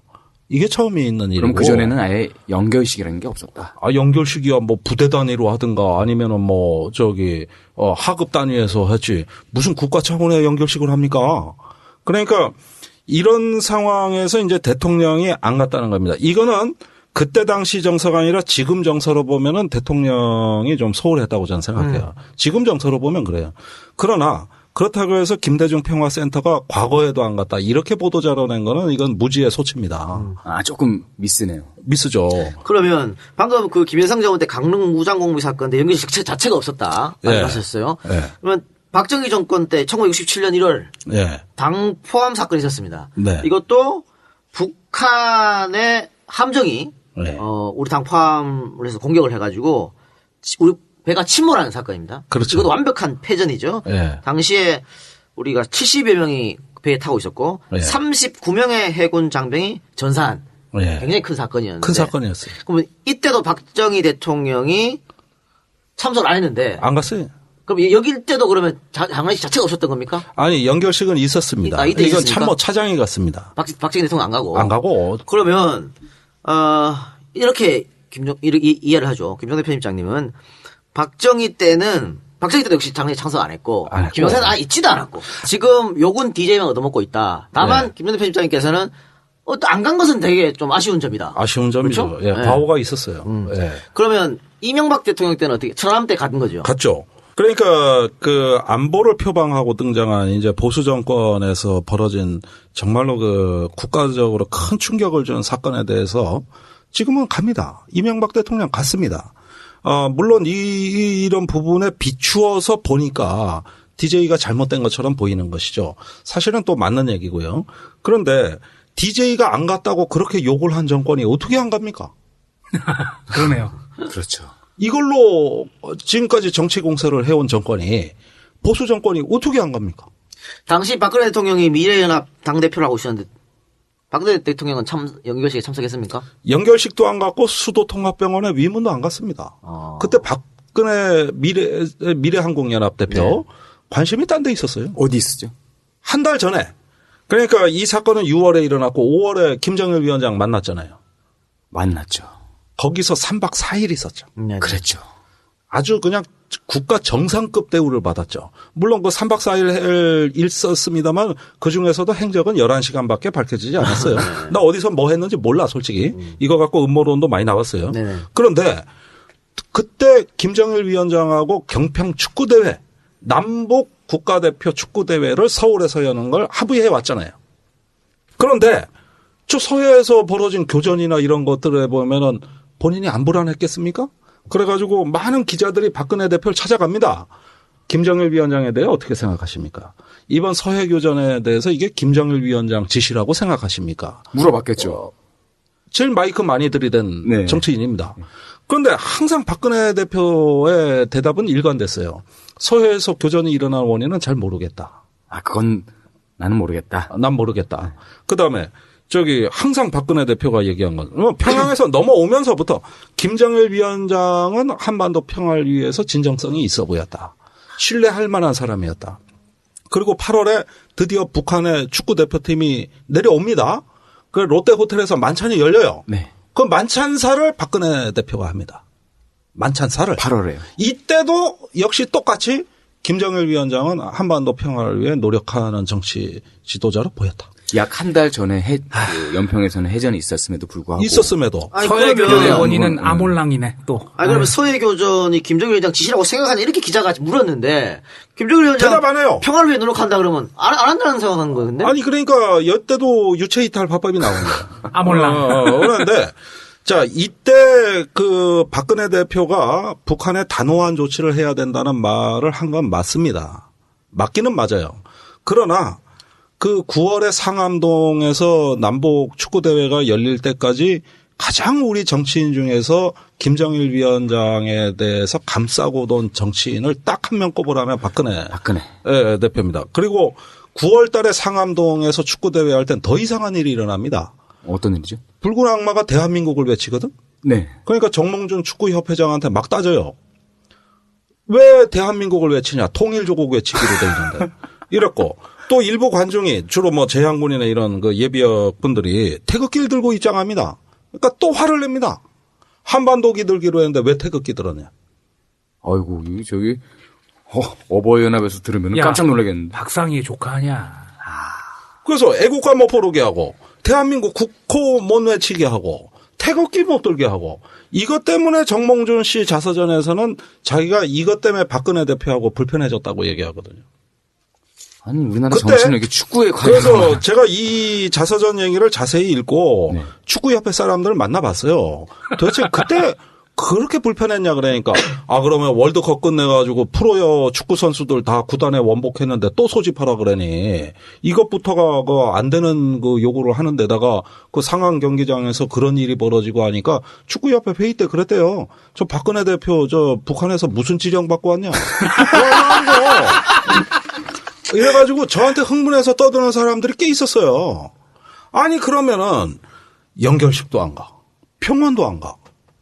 그러면서 저기 오로지 9월에 그 축구대회 하나로 축구협회하고 그렇게 불편한 일을 겪으신 분이 아니 이제 와서 저기 이 정부에서 뭐 NLL은 영해다 뭐 서해교전이 어떻다고 말할 자격이 있는 겁니까 없는 겁니까?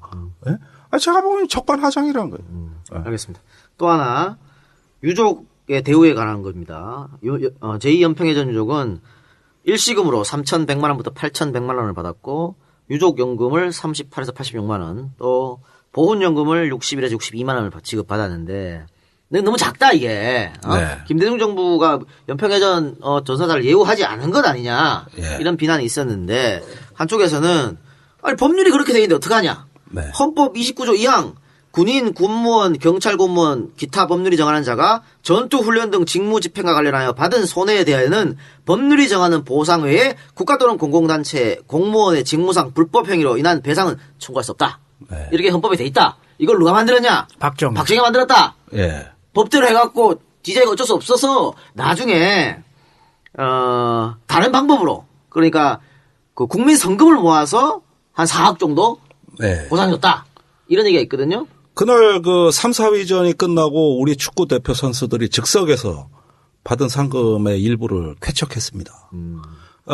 이렇게 정성들은 모아지기 시작했습니다. 아마 성금 액수가 훨씬 많으셨을 겁니다. 사실 적다는 건 압니다. 그러나 일단 국민들 마음이 모아지고 있었고 그래도 축구 선수 대표들부터 솔선수범해서 나름대로 성의는 보였다고 생각합니다. 물론 충분하지는 않아요. 그리고 이때도 역시 최근에 작년에 이제 소송에 이르기까지 유족들이 요구한 것은 보상금이 아니라 진상규명입니다. 네, 정보가 왜곡돼서 우리 애들이 죽은 거냐. 이 죽음의 그 진상을 알고 싶은 것이죠. 그런데 이런 것들을 이제 언론에서 보상금이 적다 또 정보가 홀대했다 이런 것들이 이제 그 조선일보식으로 계속 프로파간다가 돼 왔고 그러다 보면은 이거는 우리의 치부인 건 맞아요. 사실은 이렇게 예우하면 안 되죠. 그런데 이제 국방부는 지금까지도 망설이고 있습니다. 이걸 전사자로 해주는 걸 지금도 망설이고 있어요. 지금 이 박근혜 정부하에서 왜 유사한 보상 요구가 엄청나게 많아질 그러니까 이걸 따져보자는 얘기죠. 이거를. 그러면은 박근혜 대통령은 왜 집권하자마자 이런 거 바로 안 잡습니까? 해줘야지. 그리고 이건 전사가 맞거든요. 그렇다면 제가 보기에 이게 국민소득 3만 불 가까운 나라에 참 부끄러운 얘기죠. 이거 하나를 제대로 이해하고 못했다? 이거 부끄러운 얘기입니다. 그러면 제가 아까 설명드린 29조 2항 이 법률이 박 대통령이 이제 베트남전하고 한국전쟁 참정 유공자들이 국가 배상을 할까봐 안 주려고 이렇게 박아놓은 건데 지금 이게 아직도 있습니까? 아니면 바뀌었습니까? 이 법률이? 유감스럽게도 이 법령 체계는 그대로 내려오고 있습니다. 예. 그래서 그 천안함 때 한번 예외가 있었습니다. 천안함 때 무공훈장을 수여했거든요. 이명박 대통령이. 그 46명 죽어간 용사들에 대해서. 그걸 하느라고 국방부 령까지 받고는 소동이 일었습니다. 그런데 이제 천안함에서 그런 어떤 한 번의 예외가 있기 때문에 앞으로는 이제 이런 것들은 법 체계가 잡히겠죠. 그러나 과거에 소급을 하는 부분은 지금 박근혜 정부도 못한 겁니다. 예. 앞으로는 이런 부분은 처리할 수 있다고 저는 봐요. 그러나 그 과거 2002년까지 소급할 수 있느냐 하게 되면 이제 다 나올 거 아닙니까? 강릉 잠수함 사건. 네. 또 더 거슬러 올라가면 베트남전, 북파공작원 다 나오잖아요. 그러니까 국방부가 지금까지도 이걸 손질을 못하고 있는 상황이고 뭐 일부 어떤 그 법령에 대한 어떤 그 고심이 있을 거라고 저는 봅니다. 국방부의 무거운 숙제네요. 무거운 숙제입니다. 이건 한국의 분단 체제에서 가장 부끄러운 거예요. 지금까지 지난날의 권위주의 정권, 어떤 그 안보 정권이 가장 불이익을 준 게 다름 아니라 안보의 당사자였다는 겁니다. 이러니까 이런 것들이 이제 뒤에 이제 와서 아픔으로 드러나니까 그런데 이 얘기를 알아들을 수가 없어요. 이 정권들은. 왜? 병역 면제자들이 다 하니까.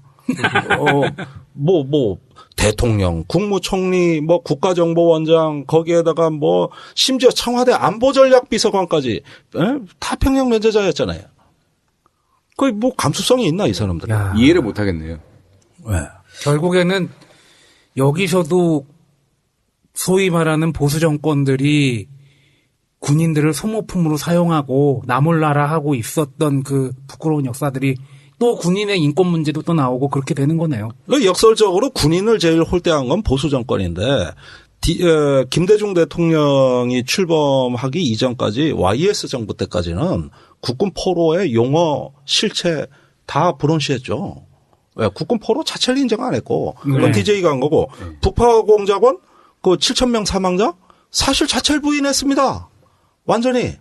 그거 예우해 준 것도 사실은 DJ 때 와서예요. 그러다 노무현 때 보상이 시작됐죠.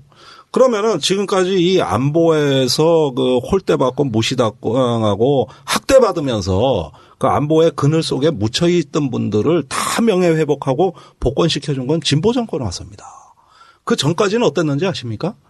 이거는 인간 소모품이었어요. 완전히 인간 소모품입니다.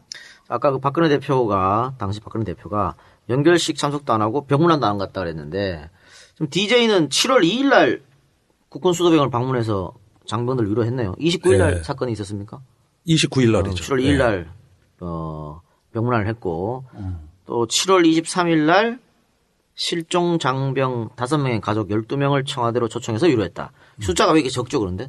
12명. 글쎄 그것까지는 제가 파악을 못 하겠네요. 어떤 분들이 오셨는지 이게 그건 좀 따져볼 일입니다. 정부의 불만을 품은 분들이 이 초청에 응하지 않을 수도 있겠다 그런 생각이 갑자기 들어서 질문했거든요. 그렇지는 않았을 겁니다. 당시에 그 정도로 무슨 어떤 이걸 정치적인 걸로 생각할 여유는 없었어요. 제가 알기에는 사망자 위주로 하지 않았는가 생각이 듭니다. 그럼 지금 인터넷에 떠도는 것처럼 DJ는 아무것도 하지 않았다라는 거하고 좀 배치된 내용인지. 사실은 어떤 이런 면에서 어떤 군에 대한 예우 차원으로 얘기하자면은 지금 보수 정권 7년은 군인들한테 암흑기예요. 완전 암흑기입니다. 사실은 안보에서 이름 없이 죽어간 사람들이 DJ 이전 정권까지 우리가 군대에서 사망 사건 그 비전투로 한 게 7만 명. 거기에다가 북파공작원 7,000명. 베트남전 고엽제 피해자가 10,000여 명. 이 사람들 한국 사회에 이미 차곡차곡 그 어떤 국가의 안보 논리에 동원돼서 아무런 항변도 못하고 자기 존재 자체도 알리지 못한 사람들이 우리 역사에는 쌓이고 쌓여가지고 이미 넘치고 찹니다. 그런 부분들이 이제는 그 국가의 어떤 통제 없이 자기 얘기를 하기 시작했던 건 민주주의 성과입니다. 그런데도 불구하고 DJ가 일부 소홀한 게 있었다는 걸 인정합니다. 이건 과오입니다. 그중에서도 연평해전 문제는 국가 위기관리 원칙에 맞게 대통령이 보다 좀 더 기민하게 행동하셔서 또 청와대 참모들이 보다 조금 더 이 문제에 집중을 하셨어야 되는데 그런 면에서 소홀함이 있었다는 건 가슴 아픈 일입니다. 에도 불구하고 대통령이 그 전사자들에 대해서 어떻게 예우했나도 중요하지만 더더욱 중요한 거는 그 연평해전이 왜 일어났고 어떻게 그런 희생자가 났는지 진실이 규명되는 게 훨씬 중요하다. 중요하죠. 그때 제대로 완벽하게 이거 뒤처리를 못하고 지나온 결과 지난 7년간 보수 정권이 매년 6월만 되면 이 사건을 정치의 공세로 활용했고 더 나아가서는 지난 대선 때 NLL 논쟁까지 이어지게 됩니다. 네. 그 NLL 논쟁도 야당이 잘못 대처한 겁니다만은 제대로 대처하면서 좀 우리가 성숙한 모습을 보였더라면은 전 선거 결과 달라졌다고 봅니다. 지난 대선은 당선증 반납한 선거입니다. 그런 점에서는 이 안보 문제에 대해 우리가 더 집중하지 못했던 거예요.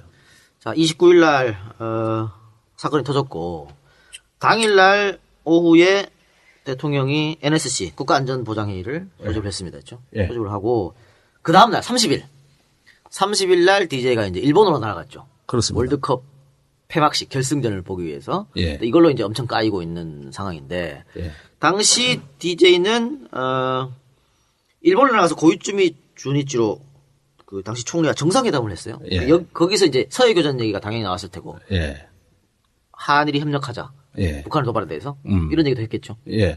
그때 NSC 상임위원회가 열려서 주된 토의 내용이 대통령이 일본에 정상회담하러 가야 되느냐 마냐였어요. 네. 이때 주된 의제는 지금 서해교전의 이후 상황에 대한 토론입니다. 이걸 위기로 볼 것이냐 안 볼 것이냐였거든요. 그런데 북한 함정과의 우발적 충돌이라고 보고 더 이상의 어떤 위기가 확대될 일은 없다고 생각했기 때문에 국가적인 대사는 예정된 대로 가야 된다는 게 다수의 그 청와대 참모들의 조언이었습니다. 그런데 이거를 이제 우발적 충돌이라고 봤다는 게 그 이후 7년간 모든 우리 그 진보 정권이 이거 한 가지로 이제 공격을 당한 것이죠. 그런데 예. 이건 DJ 자서전자가 발췌한 건데요. 다음 날 6월 30일 날 아침에 북한에서 바로 연락이 와서 핫라인으로 긴급 통지문. 이 사건은 계획적이거나 고의성을 띈 것이 아니라 순전히 아랫사람들끼리 우발적으로 발생시킨 사고였다. 매우 유감스럽게 생각한다. 다시는 이런 사고가 재발되지 않도록 노력하자라고 북한에서 우리한테 유감 표명을 하고 사과를 한 겁니다. 6월 30일 아침에. 그러니까 위기는 아니라고 봤죠. 근데 이런 것들. 이게 왜 나오질 않았냐 언론에. 이게 대회비여가지고 공개를 못했다. 이게 공개가 됐으면 욕을 좀 덜 먹지 않았을 거라고 싶은데.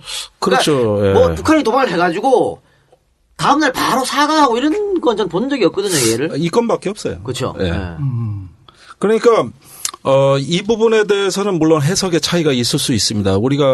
저는 뭐 군사 문제를 연구하는 사람이고 또 대학에서 위기관리론을 강의하는 사람이거든요. 그런데 그 위기라는 것, 관리라는 관점에서 봤을 때는 이 사건에 대한 어떤 지도자의 자세가 어느 정도 사태를 수습하고 관리하는 쪽으로 가는 것이냐 아니면 응징하고 보복하는 쪽으로 갈 것이냐 이 두 가지 중에 한 가지일 겁니다. 그런데 이때 당시에 남북관계라든지 국내적인 상황이라든지 여러 가지로 봤을 때 대통령은 일단 더 이상의 위기는 막아야 된다고 봤을 거예요. 그렇다면 자기는 일본에 예정된 대로 가는 것이 순리라고 봤을 겁니다. 그리고 사실 이 문제에 대해서 논란이 있는 거는 난 이해할 수가 없어요. 네. 그거는 충분한 북한의 어떤 정세 또 적정 상황 이런 거를 관찰하는 거거든요. 그래서 일단 위기를 제대로 관리할 수 있다는 자신감이 있으면 떠나는 것이고 만약에 더 불상사가 발생할 수 있다면 가면 안 됩니다. 이제는 대통령 자기 자리 지켜야 돼요.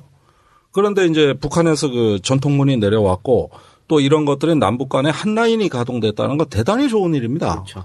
사실 지금 서해가 오늘날 왜 저렇게 위험하게 되느냐 왜 천안함 연평도가 일어났느냐 그거는 노무현 정부 때까지 유지되는 남북한 직통 한 라인이 다 끊어졌기 때문입니다. 네.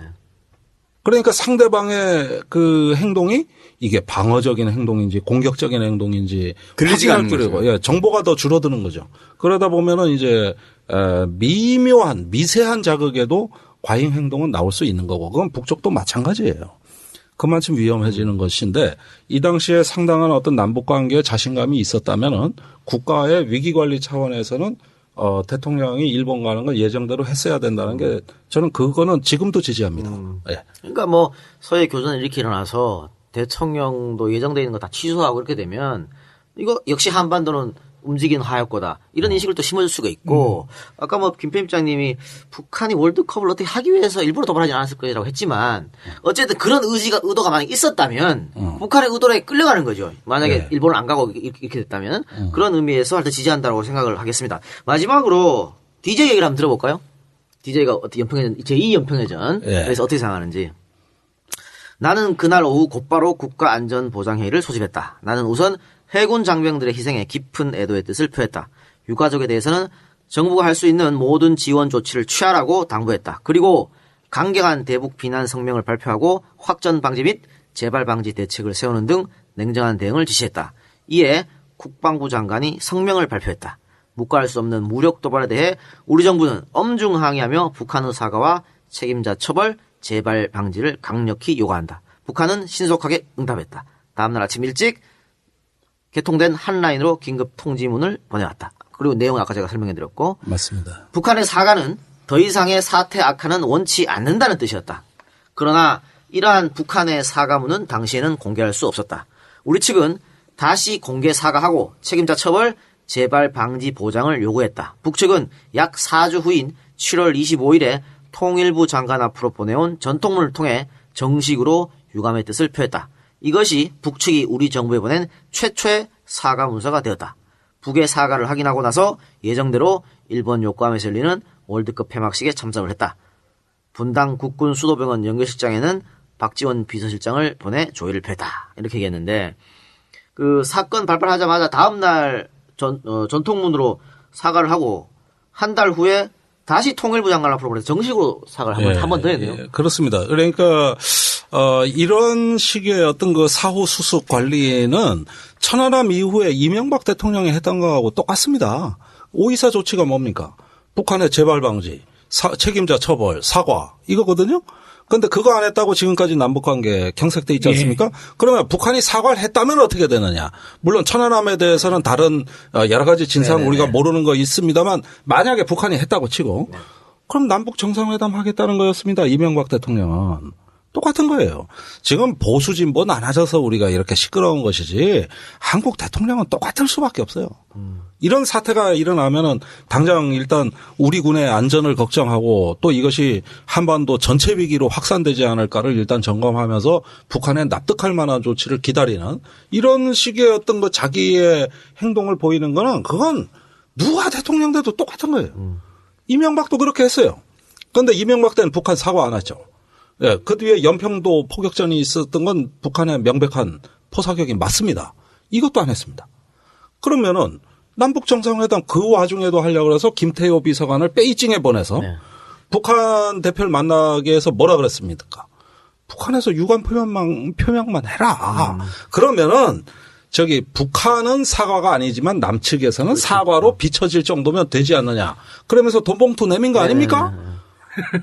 이게 더 굴욕적입니까? 아니면 김대중 대통령이 사과를 받은 게 더 굴욕적입니까? MB정부는 사과를 살려고 했네요. 사과를 구걸한 거예요.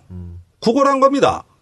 이렇게 해놓고 북한이 하도 어이가 없어가지고 물론 제가 또 북한 편 든다고 공격하실 수도 있습니다만은 돈봉투 가져가라 그랬잖아요. 그래가지고 깨진 겁니다. 이거를 북한에서 공개했는데 김태호 비서관은 납득할 만한 반론을 제기 못했습니다. 그냥 사실과 다르다 그랬는데 뭐가 사실과 다른지를 못했어요. 네. 자, 누가 더 굴욕적입니까? 북한에 대해서 맨날 어떤 얻어 터지고 그러면서 북한에 대해서 사과인 것처럼만 우리가 사과라고 해석할 정도면 족하다 그런 거 하고 이렇게 납득할 만한 어떤 조치를 실제로 취하라고 해서 북한이 응답을 한 거하고 누가 더 굴욕적입니까? 누가? 그러니까 정답은 나왔는 것 같습니다. 아니 그러니까 저는 이렇게 얘기하고 싶습니다. 김대중 정부가 다 잘했다고 저는 생각하지 않습니다. 네네네. 비판받을 건 많습니다. 그때 당시에 안보 참모들의 위치도 좀 이상했고 여러 가지 어떤 제가 보기에도 국가 위기 관리에 아쉬운 점이 참 많아요. 왜 완벽했겠어요. 그런데 제2연평해전 하나만을 이것만이 마치 대한민국 안보의 모든 것을 말해주는 것인 양 똑 떼서 이것에 대해서 다른 잣대를 들이대는 것에 대해서는 저는 반대합니다. 공정해야 되는 것이거든요. 그런 점에서 이제 우리가 이 제2연평해전만 지금 사실 보수와 진보를 가르고 대한민국의 어떤 국민들의 트라우마를 준 사건도 사실 없습니다. 그렇다면 이제 있는 사실을 그대로 보면서 공정하게만 접근해주면 사실은 또 잘못한 게 있다면 지금이라도 우리 사과할 수 있습니다. 그러나 공정하지 못한 데는 응할 수 없는 것이죠. 이게 어떻게 그리고 김대중 평화센터도 잘못된 보도자료를 냈고 이런 것들을 보면 아직까지도 안보 문제가 제대로 논의가 안 되고 있어요. 아직까지도. 알겠습니다. 2시간 동안 1차, 2차 연평해전인데 쭉 얘기했는데 여러분들이 진실에 조금 접근하지 않았나 그런 생각이 듭니다. 김 대표님 오늘 대단히 고맙고 그 마지막으로 이 박사님 한마디씩 해주시죠. 어땠습니까? 저는 드는 생각이 군 내에 확실히 좀 기강은 확립해야겠다는 생각이 들었고요. 또 한 가지 좀 필요한 게 군 내부에 좀 정신교육이 좀 바뀌어야 된다는 생각이 들어요. 뭐 군인이 워낙에 승전을 하는 게 가장 중요하지만 승전과 보복에 너무 매몰돼가지고 모든 사안을 그르칠 수 있다라는 생각을 꽤 많이 했고 그런 차원에서 무력 도발에 대한 냉정한 대응이라든지 아니면은 피를 갈구한다고 아까 누가 표현했던 것 같은데 북한에서 그렇게 피를 갈구했다 그렇게 말씀하셨던 것 같은데 좀 승전, 보복 그런 좀 메커니즘에서 좀 벗어난 뭔가 좀 가장 합리적인 생각을 해야 되는 게 군의 문화가 아닌가 싶었고 그리고 마지막으로 남북 관계는 빨리 풀려야 된다고 생각합니다. 이거 계속 이런 식으로 계속해서 대립하고 그렇게 되면은 대한민국 자체가 발전이 안 되지 않나 싶습니다. 이상입니다. 네, 저희 방송 바로 들어오기 1시간 전에 영화 연평해전을 보고 왔습니다. 보고 왔는데요. 영화는 일어났던 사건을 기초로 해서 만들어진 픽션입니다. 허구겠죠. 근데 많은 내용들이 실제로 있었던 일들을 가지고 기초로 해서 만들었습니다. 영화의 질과 무슨 뭐 진영 논리 이런 건 뭐 제가 언급할 건 아닌 것 같고요. 다만 그런 영화를 통해서 어떤 목적으로 그 영화가 만들어졌고 누구에게 이익이 되는지 참 궁금하다는 생각이 끝까지 들었습니다. 제발 사망자들에게 누가 되는 그런 영화가 아니길 그렇게 생각하고 그 감독이 만들었기를 개인적으로는 바랍니다. 이상입니다. 네, 우리 김 편집장님도 마지막으로 한번 총평 같은 거 한번 해주시고 EJ 팬들한테 인사도 해주시고 해주십시오. 예, 제가 이제 청취자분들 특히 우리 EJ의 많은 팬들께 당부드리고 싶은 것은 이 안보 문제에 관한 자기의 어떤 정파적 선입관을 완전히 벗어버리고 어려운 일인 줄 알지만은 정말 진실만을 추구해야 됩니다. 제가 군사 전문가라고 뭐 외부에 알려져 있습니다만은 제 스스로 가장 강제하는 건 뭐냐면 냉정해져야 된다. 네. 네, 사실을 봐야 된다. 이거거든요. 그게 최고의 안보입니다. 그런 점에서 이번 영화에 대해서도 저는 일견 우리가 이해하고 포용할 점이 있긴 합니다만은 진실규명 이제부터 시작이다. 그 인내심을 갖고 기다려주고 규명해야 된다. 이게 이 연평해전에 대한 우리의 마지막 한을 풀어버릴 수 있는 최고의 정답이라고 생각을 하고요. 그런 면에서 진실해지자. 네, 이런 것들을 청취자분들, 여야 정치인들한테 정말 당부드리고 싶은 사항입니다. 고맙습니다. 제가 군대에 있을 때 제일 이해가 안 되는 게 안보교육 하잖아. 장병들 안보교육. 근데 안보교육이라는 명목 하에 소위 말하는 민주정권을 까는 그런 걸 많이 해요. 근데 제가 군대에 있을 때 김대중 정부였었어. 그런데도 그러더라고. 이해를 못 했는데 예비군 훈련, 밀방위 훈련 마찬가지입니다. 안보교육이라는 명목 하에 이런 거 들고 나가고 DJ 나쁜 놈, 노무현 나쁜 놈 계속 이렇게 했단 말이죠. 그 뭐 하는 짓인지 모르겠어, 그런 거를. 근데 지금 연평해전 이 영화를 안보교육용 자료로 쓰자고 하는 얘기가 굉장히 많습니다. 그래서 뭐 초등학교, 중학교 학생들부터 시작해가지고 군인들 뭐 이렇게, 그런데, 이 영화를 보고 우리가 느낀 점이 분명히 있겠죠. 근데 그거를 지금 그 영화를 안보 교육으로 쓰자고 말하는 사람들은 분명히 정치적 목적이 갖고 있는 사람들. 정치적 목적으로 그걸 활용하려고, 이 영화를 활용하려고 그렇게 하는 거거든요. 그래서는 안 된다고 하는 거지. 가장 중요한 건 진실인데, 과연 그 영화에 진실이 뭐 담겨 있느냐, 편협하진 않았냐, 한쪽 시각을 바라보진 않았냐, 이런 것도 한번 우리가 비판적으로 바라볼 필요가 있다고 보고요. 우리가 쭉 지금 1차 연평해전, 2차 연평해전, 이 다 서해에서 일어나는 교전입니다. 교전인데, 가장 중요한 것은 이 교전 자체가 안 일어나는 게 가장 중요한 거 아니겠습니까? 네. 안 일어나면 제일 좋잖아. 네? 뭐 서로 사망자 나올 것도 없고, 누가 잘못했는지 할 필요도 없고, 그러려면 제일 먼저 대화가 돼야지. 아까 남북간에 한 라인도 얘기했지만, 오해가 생겼어. 오해다. 미안하다. 이런 거라도 이해줘. 대화가 되고, 그 다음에 단계적으로 나가야 되는데, 지금처럼 대화 뚝 단절해서 오이사도 가다 놓고, 대화도 안 하고 그러면, 앞으로 전진은 한 발짝도 안 된다.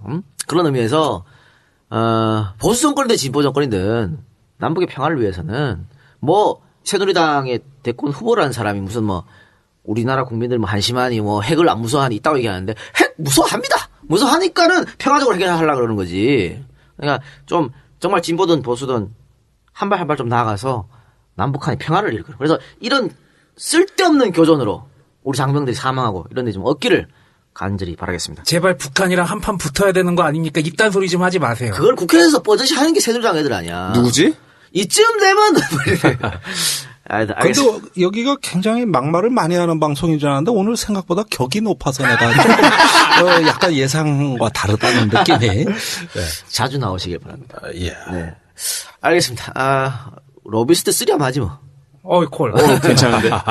알겠습니다. 오늘 2시간 동안 들어주신 여러분 대단히 감사하고 또 어려운 걸음 해주신 김정대 편집자님 다시 한번 고맙습니다. 감사드리겠습니다. 감사합니다. 제공 없습니다. 이상입니다. 다음 주에 뵙겠습니다. 안녕. 고맙습니다.